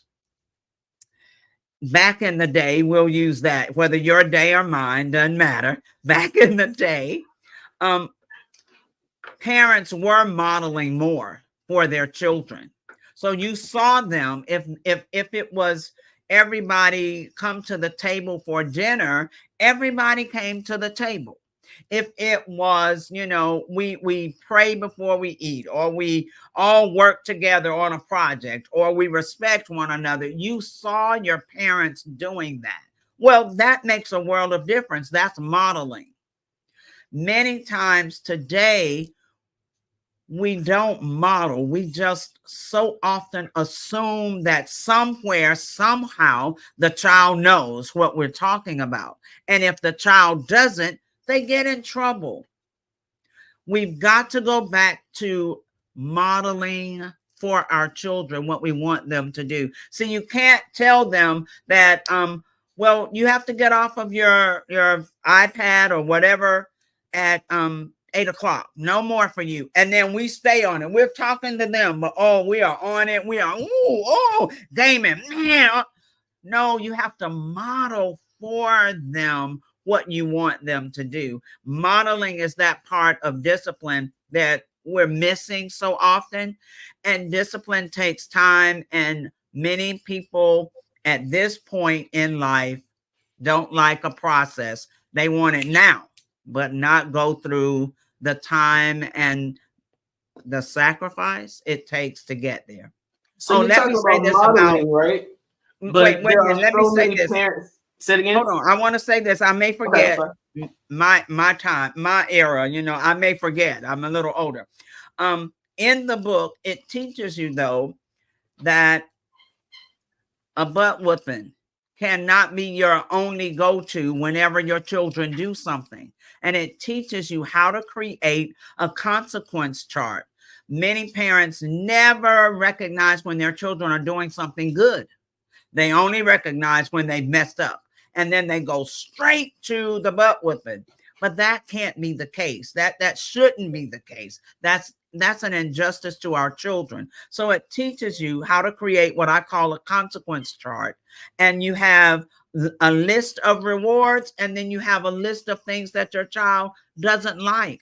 It might be you lose 15 minutes on your game tonight because you were not willing to do what you needed to do, or you have to do extra chores. I know for some parents that's taboo, but children need chores so they can learn responsibility and accountability and how to figure things out for themselves. So yeah, the consequence chart is in the book as well. That consequence chart sounds like something I know some adults need, a consequence chart. So this leads to my last question, right? The methods that you're talking about now seem a little bit evolved in comparison to the get somewhere and sit down and shut up because children are supposed to be seen and not heard, right? It sort of feels as if there needs to be a lot more intentionality in parental preparation before the child gets here. Oh my. Do you offer that as a service as well? I know that you're doing coaching, but do you offer like pre-parenting classes so that those individuals who want to have a nice little bundle of joy actually know how to love on the bundle? Yes, I can coach if they have, the aspirations to be a parent and they're hoping, or if they're expecting. I even, because of just credentials, I also coach parents with adult children, because many times that relationship starts to crumble when parents don't know how to respect the adult child. You can't treat the adult as if they're 10. I know they're your children, but it's that part of adultness. You've got to respect them as an adult first. Man, we just lost so many viewers, Miss Frizelma, because you told these folks that they gotta respect their adult children. Ain't nobody trying to. We have to have a whole nother conversation about this adult parenting thing. Wait a minute. The parents left, but their children are still watching. Like, yes. Oh my God. I'm glad somebody told my mama that she's got to respect me. Yes. Yeah, that little Johnny, don't go say, Mama, I told you, don't do it. Don't do it. Thank you so much, Ms. Frizelma. This has been absolutely amazing. Glad to get more information about you and what you do. Absolutely. Thank you so very much for the opportunity. I love what I do. And until we work on it, the fabric of our society will continue to unravel. Yes, ma'am. Genius is coming. We're going to see each other on the other side. Absolutely. The Black Business Expo's mission is to raise funds for high school seniors going to college or K-12 entrepreneurs. This expo is a fundraiser for students. You may go to www.blackbusinessexpousa.com to donate to the scholarship fund, or use the Cash App that's on the screen below, $BBXUSA. Our goal is to give laptops and up to $5,000 to 10 students. Students can register online at www.blackbusinessexpousa.com. Every dollar counts, so we want to remind you to donate to the scholarship fund. We want to thank our Black Business Expo USA sponsors for April 2024. NC 100, Moody Capital Partners, Suede Soul, 5-Star BDM Media, Lotus Richey Coaching and Training, Carolina, Virginia Minority Supplier Development Council, STEP Management, Hello LLC, BHS and Associates, Margie McLean Foundation Incorporated, Genius is Common, Earth Essentials, Mullane Shawnee Global, Executive Women's Success Institute, The Quality Coaching Company, Superwoman Business Services, Creative Force Studios, Lee Entertainment, Artistic App Design, Black Business Expo USA. Before I close out, let me say, I love talking about parenting wherever I go. If you are a parent, if you are expecting to become a parent, if you are the parent of adult children, please go to www.parenting911.org and set up a discovery meeting with me. Let's talk about where you are and where you need to go. Genius is common, and I'll see you on the other side.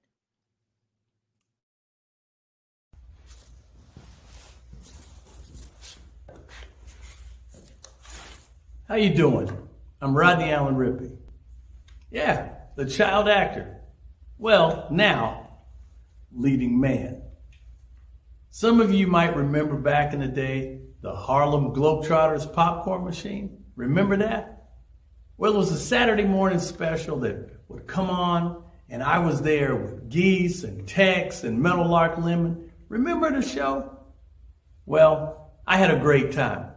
And I have to say a huge, huge thank you to all my fans out there. Thank you for all the years of support. I went on from the entertainment industry. I started getting into producing and directing. And now, hey, here I am. I'm a studio executive here in Burbank, California at 2526 Studios. I have to say, it's been pretty good, but the best is yet to come. Please stay encouraged. Keep reaching for your dreams and never forget that genius is common. Remember that. Genius is common. No matter what anyone says to you, no matter how tough the road may get, keep striving. Keep reaching for your dreams. And always know that you are worth it. Everything that you put into yourself, everything good that you pour into your life, you are worth it. And when the times get tough, when things don't go exactly right, it's okay. Dust your shoulders off. Stand up strong. And remember, genius is common.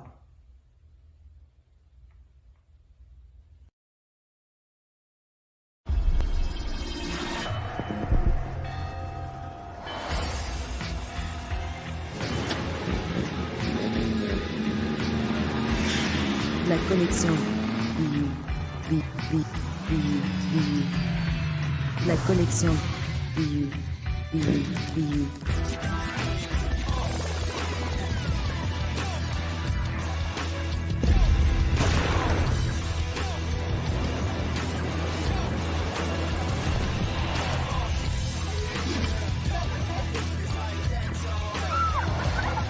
In a world obsessed with the cult of celebrity, I challenge you not to aspire to anyone else's greatness, but instead strive to reveal and ignite the greatness within you. Are you serious? I totally think that that's it. Hey. No!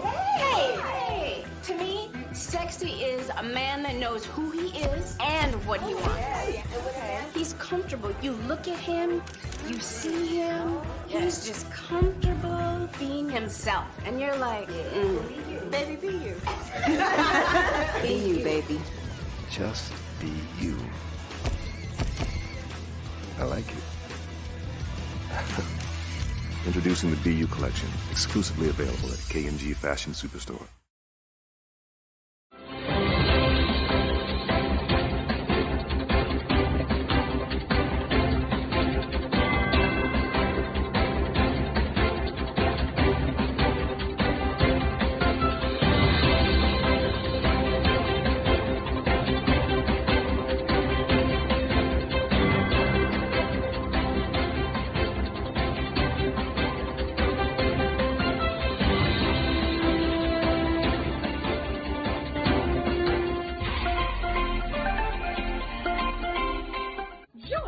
Dr. Eric Kelly III and a host of phenomenal speakers from all around the globe for this 7-day virtual event that you don't want to miss. The mission of the Black Business Expo is to raise scholarship money from kids all the way from high school all the way from college. The Black Business Olympics is one of the largest Black business showcases in the world. It is an opportunity for businesses and companies to showcase their businesses globally. We are going to be giving away laptops up to $5,000 away to students.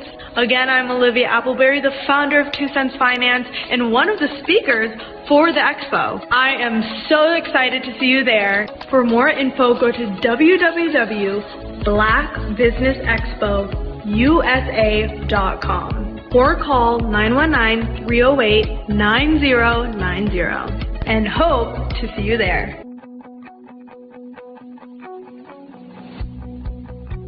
I am Black business. From the moment I wake until the time I sleep. Yes, I am Black business. I am Black business. Tell me, are you Black business? I am Black business. Do you support Black businesses? Listen, I support Black business because I am Black business. Black Business Expo, one of the largest business showcases in the history of Black business in the world. The world! Sign up today at www.blackbusinessexpousa.com or call 919-308-9090. I am Black business. I am Black business. From the moment I wake until the time I sleep, I am Black business. I am Black business. Are you Black business? I am Black business. Do you support Black businesses? I support Black business because I am Black business.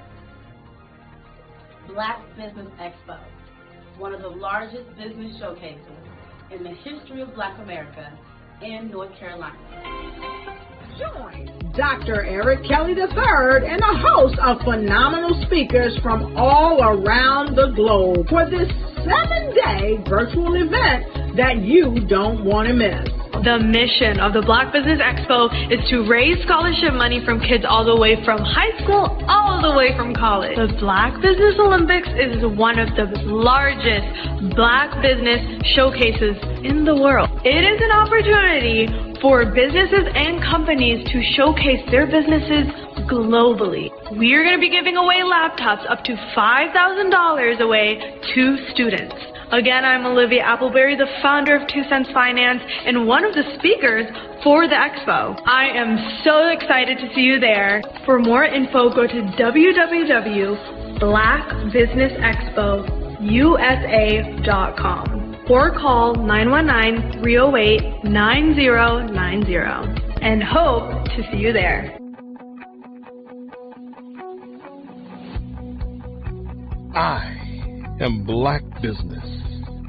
From the moment I wake until the time I sleep. Yes, I am Black business. I am Black business. Tell me, are you Black business? Black Business Expo, one of the largest business showcases in the history of Black business in the world.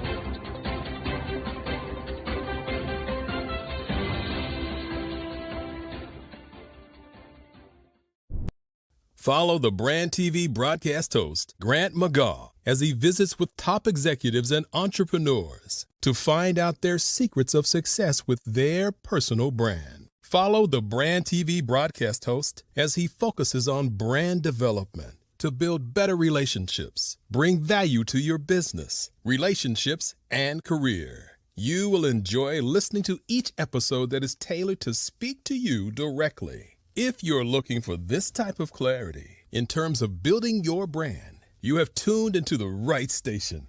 Each episode will help you to shape a conversation in the 5-star BDM network of 20,000 professionals and become a springboard for your corporate engagement and business opportunities. Each guest will frame their story in the areas of personal branding, business development, career development, financial empowerment, and technology innovation. Grant McGaugh explains why he is the CEO and owner of his own professional career. Grant is an accomplished business leader and entrepreneur who wants to give back to individuals to grow their personal brand strategy. Tune in as he weaves his story about new possibilities, while to you exceed expectations. If you love storytelling, this show will make for fun.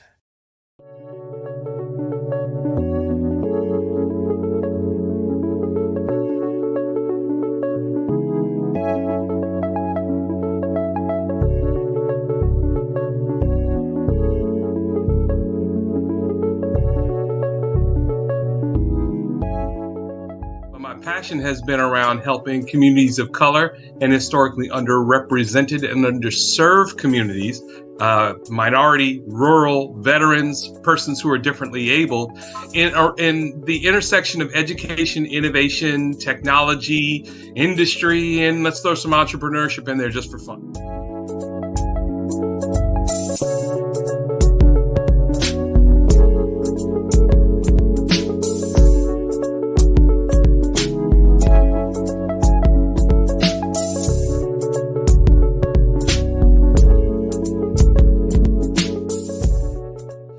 See more around innovation, incubators, accelerators. I love the idea of going from innovation to commercialization.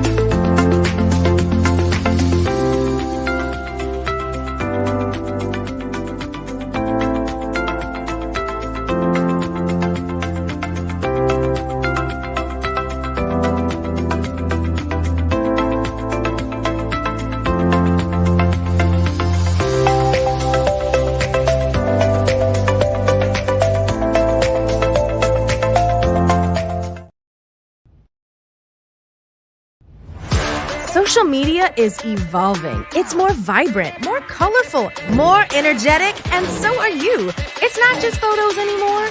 It's video, it's audio, it's subscriptions. And now there's Fanbase, a new monetized social network. Fanbase delivers the complete native app experience with full content monetization for every user. No algorithms that shadow ban your engagement or growth, and no ads. Follow anyone for free and subscribe directly to your favorite creators for $4.99 a month. Plus, show some love by tipping on any post. Also, make a Fanbase page and monetize your content the same way. Finally, connect with your followers by posting the amazing content you already create. And now, get paid for it. It's time to energize and monetize. Because everyone's a fan of something, and everyone has a fan base.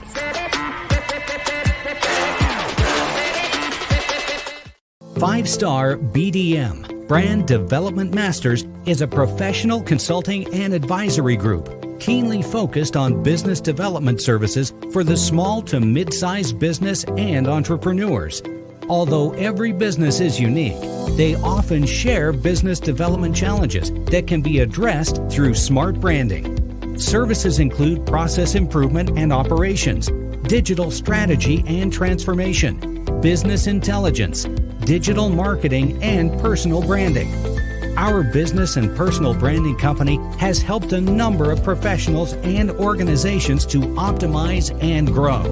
This results in more business, more opportunities, better reach, positive outcomes. Visit www.fivestarbdm.com today to learn more.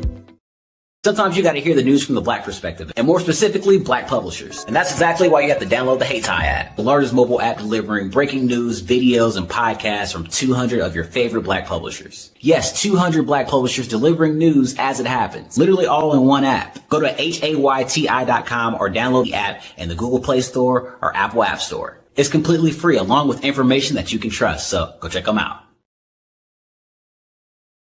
Ladies and gentlemen, and fellow professionals, please allow me to introduce myself. I am David Jones, the co-founder and CEO of the Hello LLC, where I am passionately dedicated to guiding individuals and businesses toward their own return on time investment. Time is my only competition.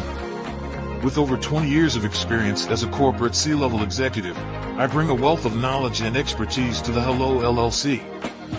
My career journey has been marked by a relentless pursuit of excellence in marketing, strategy, and business management leadership. I have had the privilege of working with renowned Fortune 500 companies such as Xerox, American Airlines, Hilton, and Geico. However, what truly drives me is the transformational work we do at the Hello LLC. We are pioneering a new approach to business in the metaverse, where we empower businesses and individuals to build strong foundations, automate their processes and systems, while thriving in the ever-evolving digital landscape. More than just a 3D digital marketing agency, the Hello LLC is truly a community built on love, kindness, and integrity. We want more for you than from you. As I often say, collaboration is the new competition. In an era where time is the most precious commodity, I am here to guide you toward your own return on time investment, because if time was sold in stores, it would be sold out. With a deep commitment to excellence and a strong belief in the power of community, I don't just lead a company, I lead a movement into the future of business. Ladies and gentlemen, it is both an honor and a pleasure to be your guide on this remarkable journey. I am David Jones, and together, we will embrace a future marked by success, collaboration, and the transformative work we do at the Hello LLC. Hello stands for helping everyone live life optimally. So, let's make that pivot together and start living life optimally today.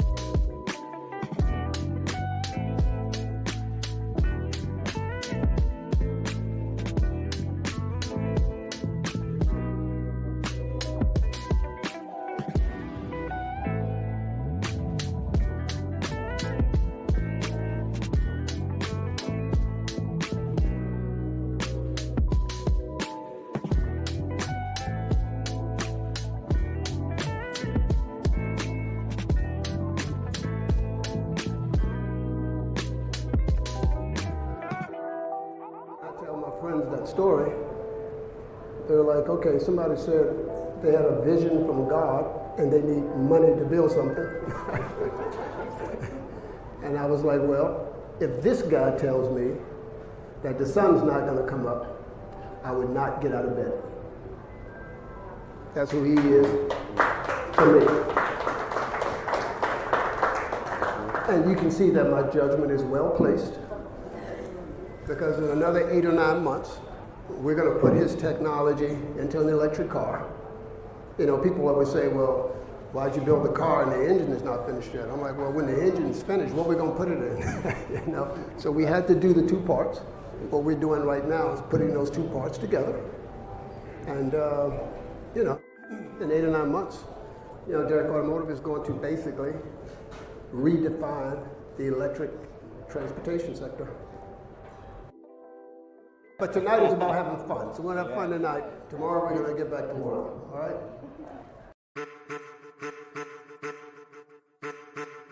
I am a child of the Most High God. He has gifted me in ways that I could not even imagine and didn't know.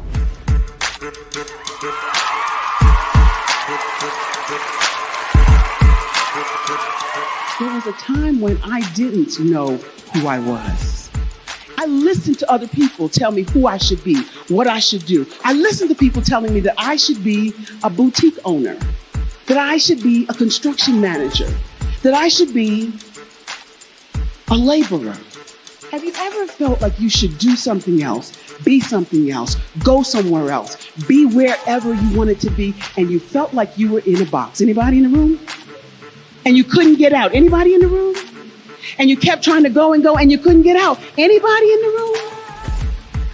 But let me tell you, you need to rock the box. Rock the box.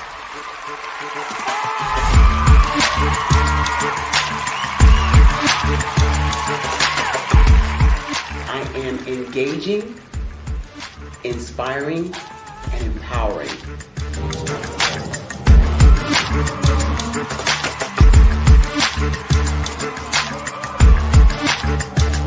I would give you everything I know. Just by touching you, if I could, by osmosis, give you every single thing I've learned, I've gone through, I know I would. We know that's not possible, but as it is possible, I love to share information with people. Some of you out there, people have told you that you can't be, you can't have, you can't do. But I will tell you, like Kingston said, you can, you must, and you will. If it's to be, it's going to be me. You got to say it. If it's to be, it's going to be. If it's to be, it's going to be. If it's to be, it's going to be.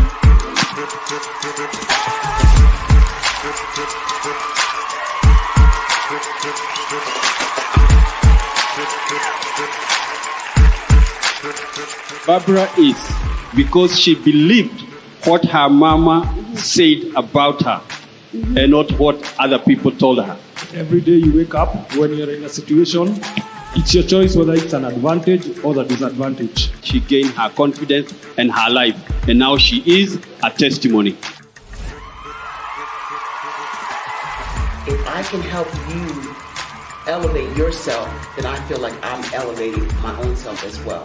What you know and I know together can change the world.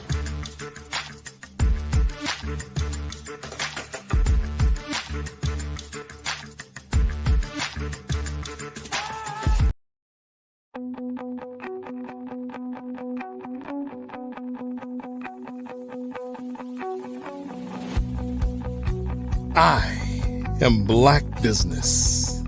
From the moment I wake until the time I sleep. Yes, I am Black business. I am Black business. Tell me, are you Black business? I am Black business. Do you support Black businesses? Listen, I support Black business because I am Black business. Black Business Expo, one of the largest business showcases in the history of Black business in the world. The world! Sign up today at www.blackbusinessexpousa.com or call 308-9090. I am Black Business.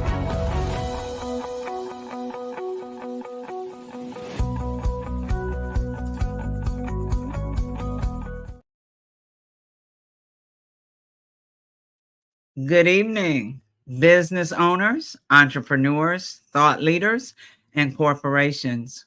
Welcome to the Black Business Network. My name is Frazelma Lynn, and I am your business moderator for this evening on the Black Business Network. The Black Business Network is a 24-hour business network showcasing Black businesses, business owners, entrepreneurs, and thought leaders worldwide. We have speakers from North Carolina, London, Singapore, Africa, Japan, and cities all over the United States. The Black Business Network is a global community sharing its business knowledge to empower, inspire, and educate businesses about business. Our next speaker is Dr. Chad Lawson Cooper. Cooper is well known to theater audiences for his performances as William Gray in Church Mess and being the lead vocalist in the celebrated singing group Soul Tempo, who was featured in the blockbuster film The Preacher's Wife. As a filmmaker, Cooper has produced and co-produced several feature films along with wife Alicia Robinson Cooper, Hollywood great Harry Lennox, and super producer Man Robinson. His stage plays are estimated to have grossed over $20 million in revenue year to date. Dr. Cooper has worked with a pantheon of iconic gospel stars and has been featured in several national publications. Cooper attended Florida A&M University and graduated from Springfield College. He earned his bachelor's degree in philosophy and religion and a doctorate in theology. Please join me in welcoming to the stage Dr. Chad Lawson Cooper. Hi. Hello, Dr. Cooper. Well, I'm Dr. Cooper's son. Well, I'm speaking on his behalf. Yes, I'm the second. I don't have my doctorate yet, but it's in the works. It's in the works. Okay, we're going to speak that into existence. I'll still say Dr. Cooper, let you get accustomed to it. All right. Manifest it. Thank you. Amen. All right. So, RJ Stevenson, we will turn it over to you for an amazing fireside chat. Thank you, Ms. Frazelma. Genius is coming, and I'll see you on the other side.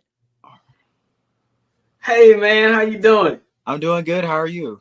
It is amazing to see you. Where are you at in the world now? Where am I? I'm in New York City right now. I'm at my house. New York City. Yes, sir. No running around for stage plays. I know you got a stage play coming up this weekend, right? Yes, sir. In Seattle. I think it's on the 26th. I think it's next Saturday. So Miss Frazelma told everybody, she sort of introduced your dad, which is amazing. He had to get on a plane and couldn't be with us, but you stepped into his space. Thank you so much. I know you're well prepared to speak on his behalf, but tell us a little bit about yourself. Well, I am a singer and actor myself. I started off performing at the age of 5, and now I am 23. Well, soon to be 23 in a month from now. I have traveled on and off Broadway around the world, and something I'm still practicing right now. I'm in school right now for my senior year, for my bachelor's degree. I'm in business, so that's kind of where my focus has been now. But I still assist my dad on his productions. So you're a senior in college, getting ready to graduate, and also a actor and a musician as well. How does all of that feel to be getting ready to make a strong life transition out of the college environment to move into the world and still have a schedule as a creative? It takes a lot of balance, and I think I have to rely on my faith a lot, just to trust God that I'm making the right decisions, but also following my purpose and understanding how can I integrate my passions and my purpose as well as my creative pursuits, but not only that, just my education. How can I make a marriage of those things? So I think it's possible for you to go to school as a creative and get a standard education and find ways to be creative within that fundamental. So why did you choose business? I mean, normally a person that's in creative, they'll either choose music or theater or something like that. Definitely you would having your mom or dad knee deep in acting. What made you choose business as a educational path? Well, I chose business because my mother didn't want me to go to school for anything in the arts, because she was like, well, you already got the training on the road. So, there's no point in you getting a formal education. But I had an opportunity to go to NYU for musical theater, but I ended up turning it away because I had listened to what my mother said, and I just decided to go for business instead. But I also wanted to know a different side of the world. I know about business from the entrepreneurship perspective, but I also wanted to know about business on a global perspective. So that's why I kind of, was interested in business over all the rest of the degrees. So the Black Business Network is going to be an ultimate platform for you, because this is all about global business from the diaspora. So what is it in business that you're seeking to do once you graduate? Have you thought about a career path yet? Well, I'm pretty similar to what my father does, just creating an entertainment company, but then also possibly to go to law school and start an entertainment law firm. Those are some of the things that I'll be interested in. It would definitely have something to do with my passion. Got you. Well, I think you're well on your way and well prepared and experienced for those, even at a young age, because of all of the experience that you gained during the plays. What roles have you been in? What kind of participation have you had in your experiences in stage? Well, I think the most integral role that I've had is playing Emmett Till in Justice on Trial. In the production that we're still running now, I played that role since I was 14 years old. So I think that that's kind of been the most, as far as acting goes, but singing wise, I've just sung around in different groups in New York City with the Taj Walker group in Harlem, just different things like that, different projects, singing background. It's not really been more so anything on acting for me. It's really been more singing wise. I sing at Institutional International Church in Brooklyn, New York. So, those are really where my talents are really exposed. But in acting wise, it's really been with my father, and it's Emmett Till. Got you. Now, there may be some people who are not familiar with the Justice on Trial play, and you play Emmett Till in a movie as well, right? Yes, sir. Can you give a little synopsis of the background story of the movie so people can become more familiar? Okay, so the show and the movie Justice on Trial is about two civil rights attorneys suing the U.S. Justice Department for reparations for African Americans. So they bring back 3 time traveler witnesses, Harriet Tubman, Emmett Till, and Medgar Evers, to tell their stories to a courtroom in order to encourage the jurors to vote in favor of African Americans receiving reparations. So there's a whole jury deliberation that goes on in this show, and it's a great show. It's very educational, inspirational, and impactful.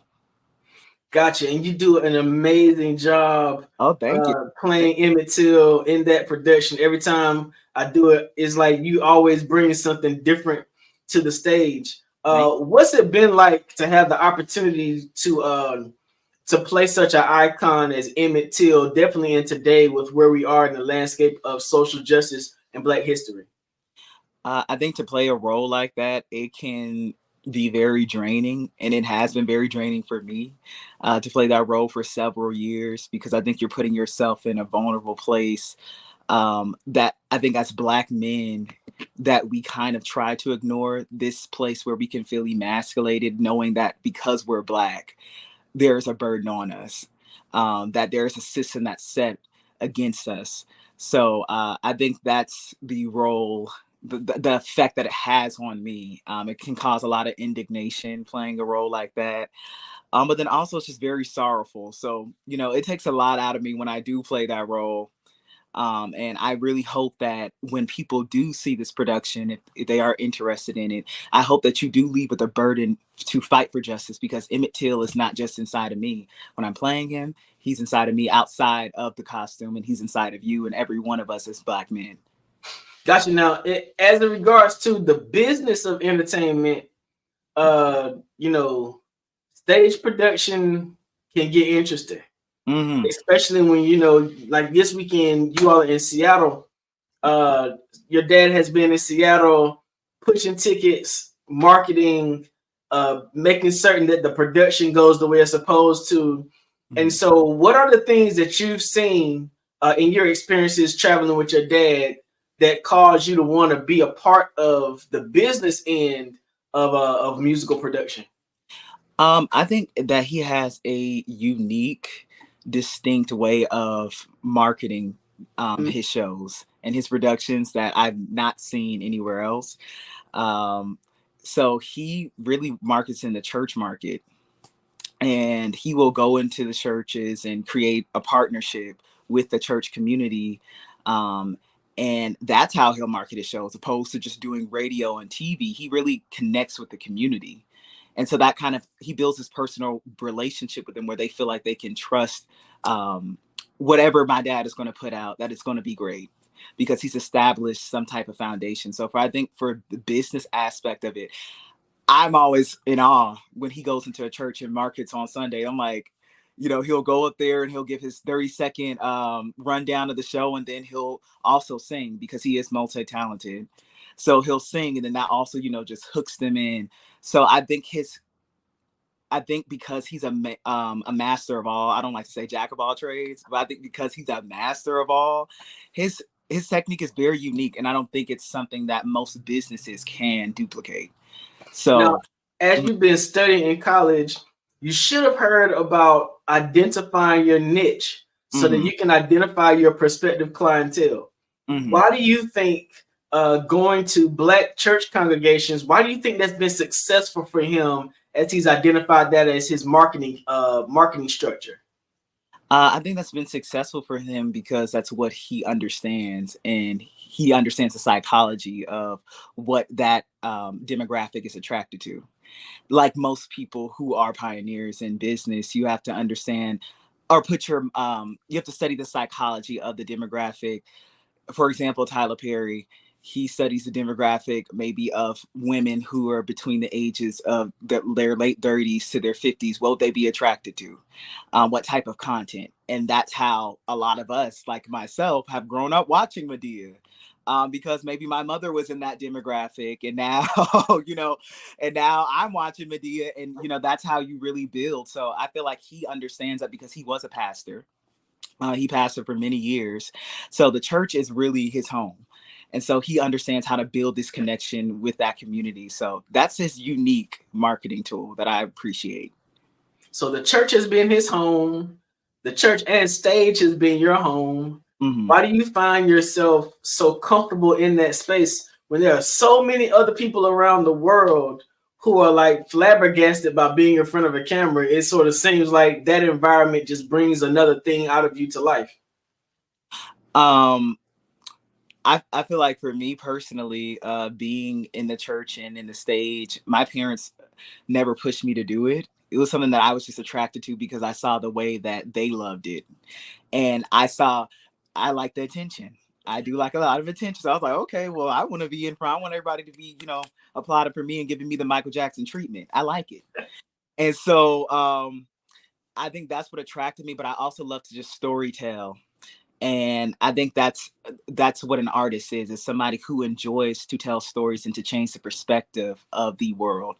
How can we do that? And if you can do that through your art, not just through art, but through your business, then you really are making a change. And I think that every business should have that as their goal. I think that's when you will keep a relationship with your clientele, when they see that you really have the mission to change their perspective, but also for the better.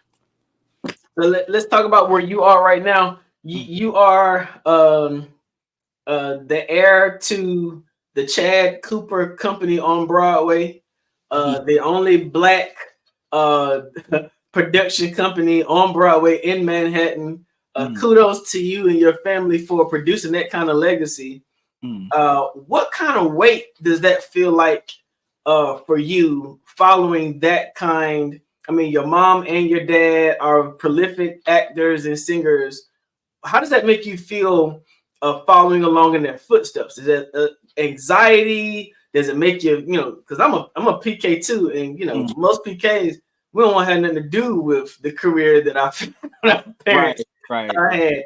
How did you come about to embrace that as something that you wanted to do in the future, and especially on a particular side of business? I think I embraced it because I loved it. I had a passion for art already, and I think that I saw something in my parents that I could potentially see in myself. And so although I may not feel like I am at the level or the skillful level of my parents yet in whatever they do, that's still kind of like a barometer to look at and be like, okay, well, I could get there. I can measure my, my potential by looking at them. And I've never doubted myself. So I could look at anybody and be like, okay, I can do that. And I think faith is what my father has taught me. And as a businessman, I think that's what you have to have. My dad is the most confident person that you'll probably meet. And, somebody could probably think that that's an inflated ego, but I think it's kind of like pep talking yourself. We have a lot of negative self-talk to ourselves, and we doubt ourselves a lot. But I think if you kind of listen to that voice that says you can do it and you can do anything you want, that's when things get done. So I've always chose to believe in that voice, because if I listen to the voice it's like, no, you can't do it, no, you can't do it, I won't do it. But if I listen to that voice that says I can, I believe I will. Got you. Now you've gone from being an actor, a singer. Do you play any instruments? Only the vocal cords. That's it. All right, you going from being an actor and a singer to now expanding your range to business. In a business world like today, it's very important that you learn to be diversified, so that in what we call economic winters, you can find yourself shifting and adjusting to do something different. What does it mean to you to be that kind of diverse? Some people will only choose to be focused on singing. Some people will only choose to focus on acting, but you're focused on singing, acting, and then the business of entertainment. What is it about diversification that draws you to take that path? I think I'm attracted to diversification because it creates opportunities for everyone. And it also creates more opportunities for yourself. I don't like being put in a box. I always say, you can't put me in a box. I live in a mansion. I have multiple rooms. There's multiple places I can be at once. So I think diversification, it helps you as a businessman because you're not put into one thing, and you're able to continually expand and innovate when you are diverse. I think it stops when you become stagnant and you say, oh no, this is all I can do. I believe that God has given us many gifts and many skills. And that's another thing I was taught by my father. He's never been put in one box. So I choose to not put myself in a box as well. So I think that's what I like about diversification, is that it creates opportunities for you, but for others as well. So are there any, what is your dream role? If you could ever be asked by any producer, any director to fill a role on stage, whether it be a play in the past or a movie, what would sort of be your dream role for somebody to ask you to perform? A dream role? Ooh, whatever one I'm going to write. whatever one I'm going to write, it's going to win me an Oscar. That's the dream role. And I'm glad you said that too, because we did a iteration of Justice on Trial in Descendants. Yes, and I remember your dad saying that you wrote a large amount of the script. Can you talk about what that opportunity was like? I mean, as young as you are, having an opportunity to write a portion of a script for a stage play, that's a major milestone. What was that like for you? Well, for me at first it seemed laborious because I've not opened up. I have a lot of health issues that can sometimes impact me, especially when it can come down to some of my cognitive abilities when I want to get things done. So I was very frustrated because if you know anything about my dad, he's very impromptuous. He will actually do something like, I just got asked to do this interview like 30 minutes ago. So I would have been better, dressed for this occasion. But he asked me to do it in a week prior. And so when it comes down to me as a creative, I like to take my time to just meditate on what is the big picture of what I'm trying to say. Where can I find the humanity in my art that everybody can connect to, whether you're black, white, or whatever. And I think as a business owner, that's the type of mentality that you should have as well. Because that's how it can be attractive to everybody. Where's the humanity in my business? How's this going to serve everyone? So I think that's really how I write. And I told you about that, I think, when I spoke to you about my music before. I like to tug on the heart a lot in a more so emotional side of things, because I am a cathartic person. But being able to do that and write this show was a fun experience for me. And it definitely boosted my confidence a lot for the time that I was in. So you're getting ready to graduate from school. Congratulations on that. Thank you. Thank you. What's the next step? The next step hopefully is the Grammys or the Oscars. Hopefully that is the next step. Amen. But the next step for me is just, I believe, just success. I believe I have the Midas touch. Anything I touch will turn to gold. So whatever it is that God has for me, but I would just like to be impactful in this world. And through my art and through me as just a person, how can I be an impactful person, even through business? So that's the next step for me. That's amazing. Are you looking at getting a master's in fine arts or anything like that to further your education? So the goal right now is probably to just go to law school. That's kind of like the goal for me, because I do still want to have a license to practice law. That's still a passion of mine. So I will continue to get an education as long as I have the money to.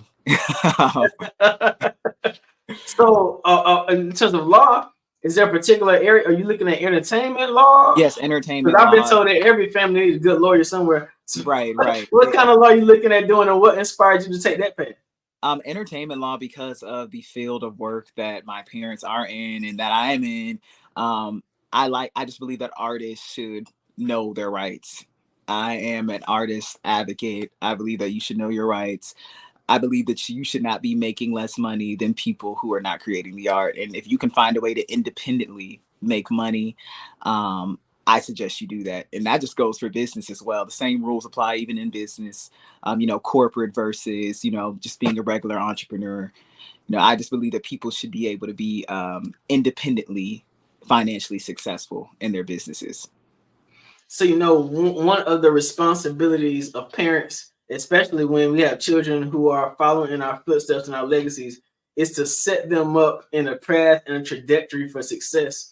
And I think that this interview opportunity for you has been an amazing nod from your father at his trust in your abilities and your levels to communicate. And I think you have done an absolutely amazing job with this interview. I'm absolutely impressed. I've seen you be Emmett Till, but now I see you be Chad Cooper II, and you're doing just as well. So congratulations to you, man. Thank you so much. I appreciate that. Absolutely. Miss Brizelma, we done. All right. I was listening. My heart was touched. I was able to laugh. I didn't cry, but I was able to laugh. I enjoyed you so very much. We have a few more minutes, so I want to just touch on a few things. Touch on them. Reach out and touch. This is 3 generations right here of PK kids. Now, I started laughing when I heard that. I thought, oh my God. Yeah. So that I understand how it helps kind of builds a foundation, gives us kind of that. I like what you said about confidence, gives us some confidence that we can step out and do things. Risk does not frighten us away. It really draws us because we know we can handle it, you know. And I liked what you were saying about how different things have helped build your confidence with the Midas touch. I liked it. I was listening. The humanity, wanting to just connect to humanity. And honestly, as a parenting coach, that really struck a nerve with me, because family is so important, and it should be. And for Black families, we have to realize the importance and bring, you know, the family back together. Yes, ma'am. So that family is important, you know. You talked about not being on a box. Yeah, we don't need to be there. Yes, ma'am. Always outside of the box. I mean, as a child, I was never in the box. I didn't know what the box was until I became an adult. I mean, what box, you know? So we can do what we put our minds to if we're willing to put in the work, really. If we're really willing to put in what we need to and not give up. Yes, ma'am. And the Madea, that tickled me too. Yes, yeah, it's amazing how Tyler Perry has truly affected the world with just Madea. That just, yeah, that kind of blows my mind. And there are so many things to learn from watching Madea, and the diversity. I guess I'll kind of end with that, the diversity. Miss Frazema, I got a question. Yes. All three of us being preachers' kids and all that, you know, and then Chad having parents who have a strong pull from other people quite often. Chad, what has it been like seeing the sacrifice that you've had to give as a young person, having your parents pulled in so many directions? How have you been able to navigate that? Because I know being preachers' kids, our parents don't belong to us. Right. I think just finding my own voice. And I realized at a young age that I had to do that. The parents that I have are very straightforward. They can be somewhat domineering to some people. But for me, they always taught us how to find our own voice. Even though I do things that are similar to my parents never pushed me to do anything I didn't want to do. They were in ministry, they wanted to sing, but I think that me just figuring out what I wanted to do and be focusing on my passion, it didn't make me, I guess, miss my parents in a way, or feel like they were taking anything from me. I understood that what they were doing was something I admired and something I wanted to do as well, which is what she was just saying, which is about humanity. They were helping people. They were saving people's lives. And that's something that I would like to do. So I think I understood that at a young age. That's awesome. That was a great question, because so many times parents don't show, we talked about modeling for your children earlier, they don't show humanitarianism. They don't teach their children how to care for another human being. I mean, just walking past someone and helping them if they need your assistance. So it's amazing that you have a heart for, you know, other humans. That's amazing, because it's missing so much in our world today. Thank you. Speaking of that heart for humans, that's the whole reason why we do the Black Business Olympics, you know, Absolutely. to provide those laptops for young people all over the country. So I'm glad that we're all able to even, you know, having legacies of people who helped others to continue those legacies ourselves. Absolutely.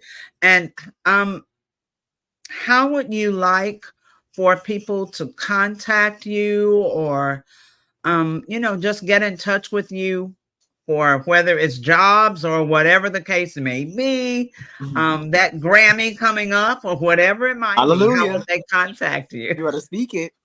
You can get in contact with me at the official Chad Cooper II on Instagram, or you can go to my father's page. I believe he's the official Chad Lawson Cooper on Instagram, or you can go to greatfaithentertainment.com if you would like to see any of the productions that we have that are actively going on now.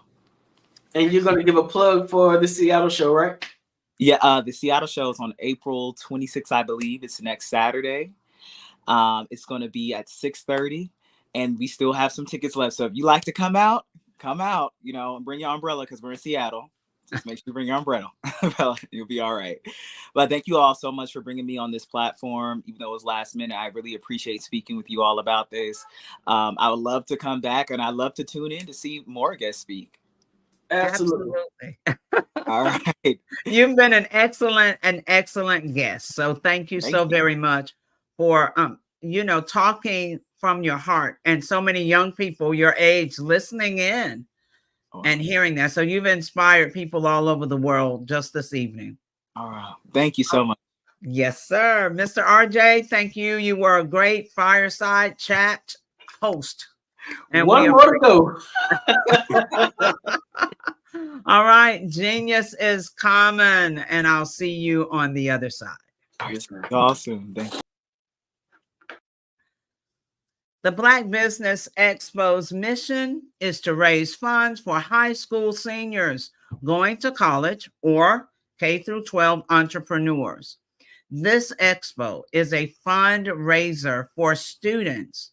You may go to www.blackbusinessexpousa.com to donate to the scholarship fund, or use the Cash App that's on the screen below, $BBXUSA. Our goal is to give laptops and up to $5,000 to 10 students.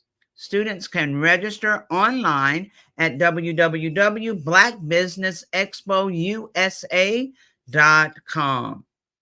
Every dollar counts. So we want to remind you to donate to the scholarship fund. We want to thank our amazing Black Business Expo USA sponsors for April 2024. NC100, Moody Capital Partners, Suede Soul, BDM Media, Lotus Richer Coaching and Training, Carolina, Virginia Minority Supplier Development Council, Step Management, Hello LLC, VHS and Associates, Margie McLean Foundation Incorporated, Genius is Common, Earth Essentials, Malaine Shawnee Global, Executive Women's Success Institute, The Quality Coaching Company, Superwoman Business Services, Creative Force Studios, Lee Entertainment, Artistic App Design, Black Business Expo USA. Genius is common. I'll see you on the other side. The Black Business Expo's mission is to raise funds for high school seniors going to college or K-12 entrepreneurs. This expo is a fundraiser for students.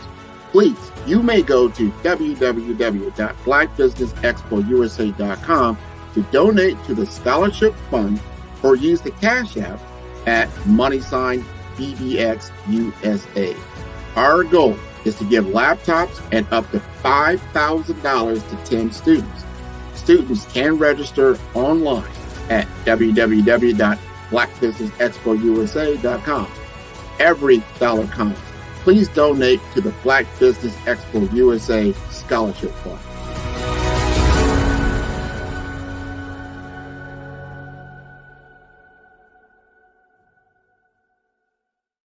Follow the Brand TV broadcast host, Grant McGaw, as he visits with top executives and entrepreneurs to find out their secrets of success with their personal brand. Follow the Brand TV broadcast host as he focuses on brand development to build better relationships, bring value to your business, relationships, and career. You will enjoy listening to each episode that is tailored to speak to you directly. If you're looking for this type of clarity in terms of building your brand, you have tuned into the right station.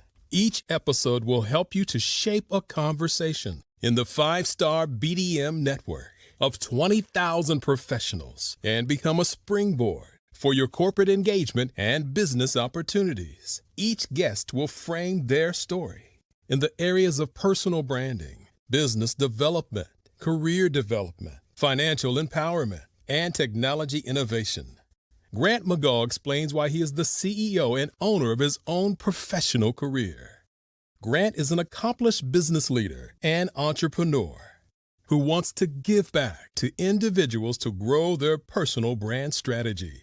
Tune in as he weaves his story about new possibilities, while to you exceed expectations. If you love storytelling, this show will make for fun. Hello, my name is Kiasi Helm and I'm 14 years old. I think my genius would probably have to be setting goals and achieving them. I say this because ever since I was young, I always wanted to be an author, and at age 11 I ended up achieving this. But not only did I end up becoming an author, I ended up becoming a public speaker, a publisher, a business owner, all these great things. The name of my business is Written by Kids Publishing Company. I decided to start this company because I thought it was important for me to help kids my age express themselves through literacy and just achieve their own goals. Because to me, achieving goals is the best thing in the world to feel. It's you just achieving things and aspirations that you set for yourself. And I know that everybody is capable of this, because even if you don't end up achieving the goal, you still tried your best, and that's the most important thing. And everybody is capable of this because genius is common. Thank you.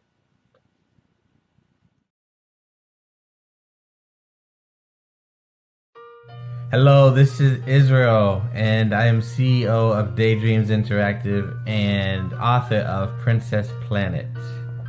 So, genius is common, and as a kid, I loved to daydream. Even as an adult, I love to daydream. And when my daughter became 6 and loved princess characters, but we just could not find the diversity that showed her, we created our own characters. So, for instance, you have Princess Nulu right here. Princess Nulu is from Uganda, and her genius is that she loves to take care of animals. She can actually even listen and hear what they say. And then we have Princess Isabella right here.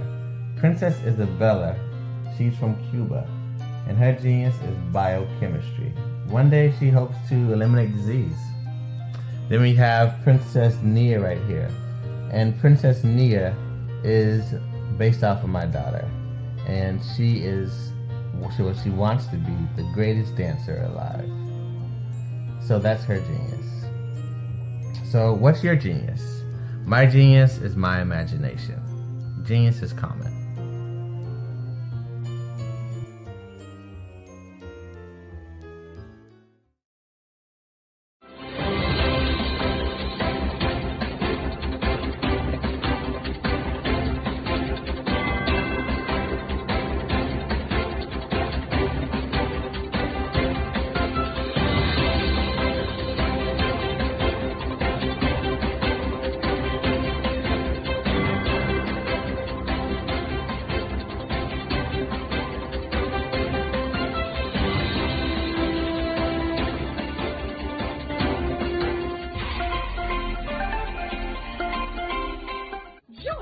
Dr. Eric Kelly III and a host of phenomenal speakers from all around the globe for this 7-day virtual event that you don't want to miss. The mission of the Black Business Expo is to raise scholarship money from kids all the way from high school all the way from college. The Black Business Olympics is one of the largest Black business showcases in the world. It is an opportunity for businesses and companies to showcase their businesses globally. We are going to be giving away laptops up to $5,000 away to students. Again, I'm Olivia Appleberry, the founder of 2 Cents Finance and one of the speakers for the expo. I am so excited to see you there. For more info, go to www.blackbusinessexpousa.com or call 919-308-9090 and hope to see you there.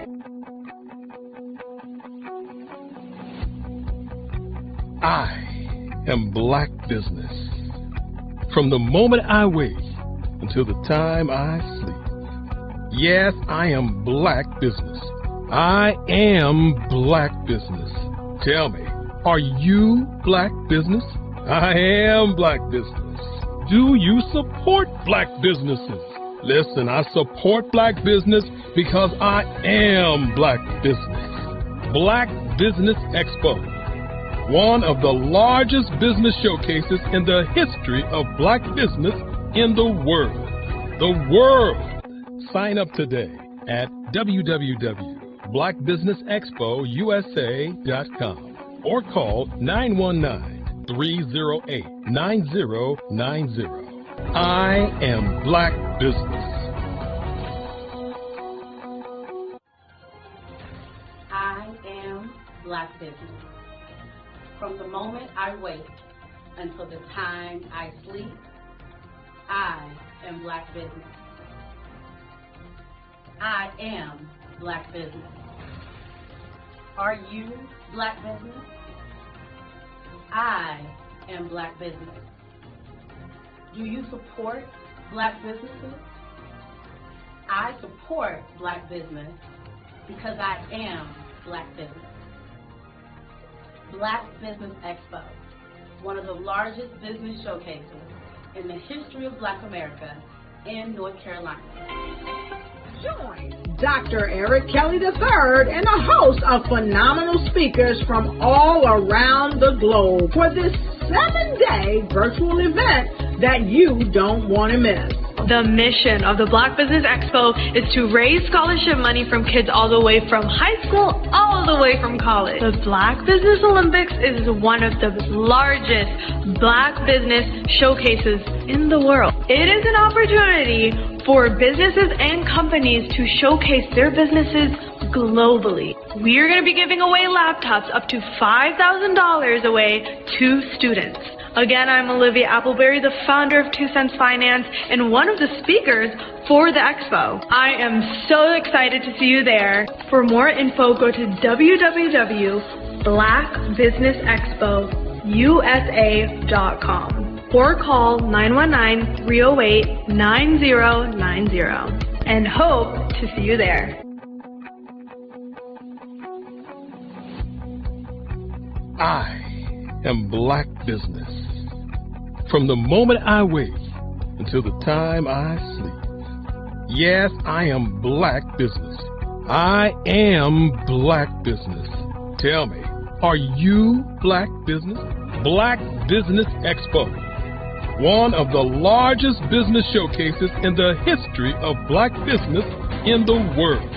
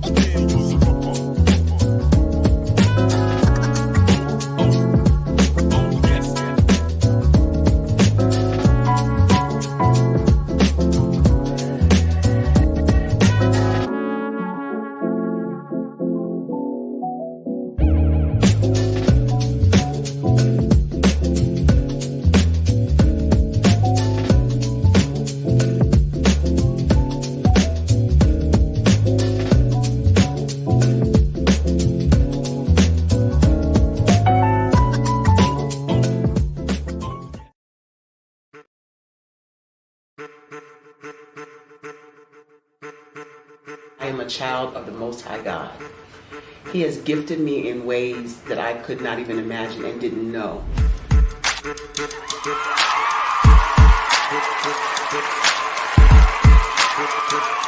There was a time when I didn't know who I was. I listened to other people tell me who I should be, what I should do. I listened to people telling me that I should be a boutique owner, that I should be a construction manager, that I should be a laborer. Have you ever felt like you should do something else, be something else, go somewhere else, be wherever you wanted to be, and you felt like you were in a box? Anybody in the room? And you couldn't get out. Anybody in the room? And you kept trying to go and go and you couldn't get out. Anybody in the room? But let me tell you, you need to rock the box. Rock the box.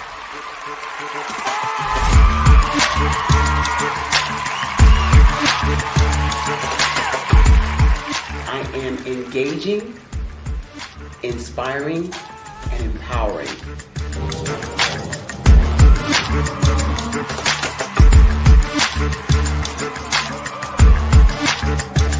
I would give you everything I know. Just by touching you, if I could, by osmosis, give you every single thing I've learned, I've gone through, I know I would. We know that's not possible, but as it is possible, I love to share information with people. Some of you out there, people have told you that you can't be, you can't have, you can't do. But I will tell you, like Kinston said, you can, you must, and you will. If it's to be, it's going to be me. You got to say it. If it's to be, it's going to be. If it's to be, it's going to be. If it's to be, it's going to be.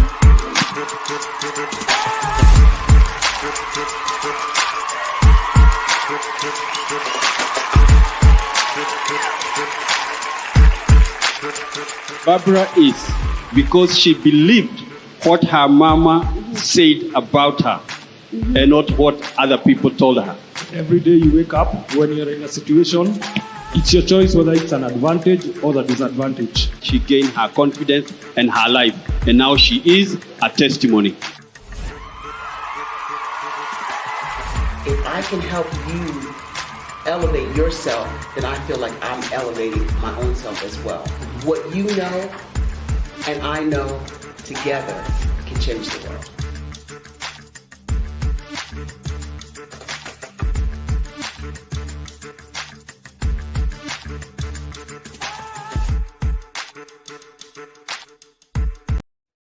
Hey everyone, it's Grant McGaw, CEO of 5-Star BDM and host of the award-winning Follow the Brand podcast and TV series, where I help you to build a 5-star brand that people will follow. My genius is personal brand development through intelligent communication and helping you achieve your business and career goals. I am a requested speaker on digital technology and brand development issues. I want to work with you to increase the value of your current opportunities while attracting new ones. Every one of you is unique, and we all share challenges that can be addressed through smart branding. As a super connector, I work with you as an executive coach to guide you along the complicated business and career development road, providing the enhancement tools and information you need to succeed. Together, I will help you succeed in today's challenging business climate. I will evaluate and measure your progress. Best of all, I am right alongside you every step of the way. Build the brand called you. Genius is coming.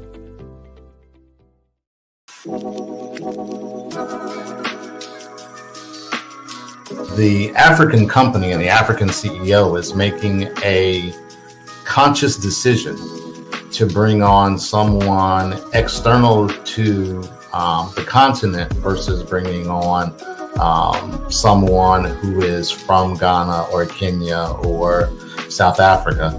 And so the skill sets of the people that we take through our executive leadership training program and ultimately on the placement, obviously have to be extremely high caliber. So what we look for are corporate executives at the vice president to C-suite level, as well as Black entrepreneurs. When we look at the Black corporate executives, we're looking for some very specific skill sets, whether that be around supply chain, sales and marketing, engineering, product development. We want our folks to be able to add immediate value to the corporate board, right? And the other thing is, even if they don't necessarily have specific industry experience, they're bringing a diversity of thought.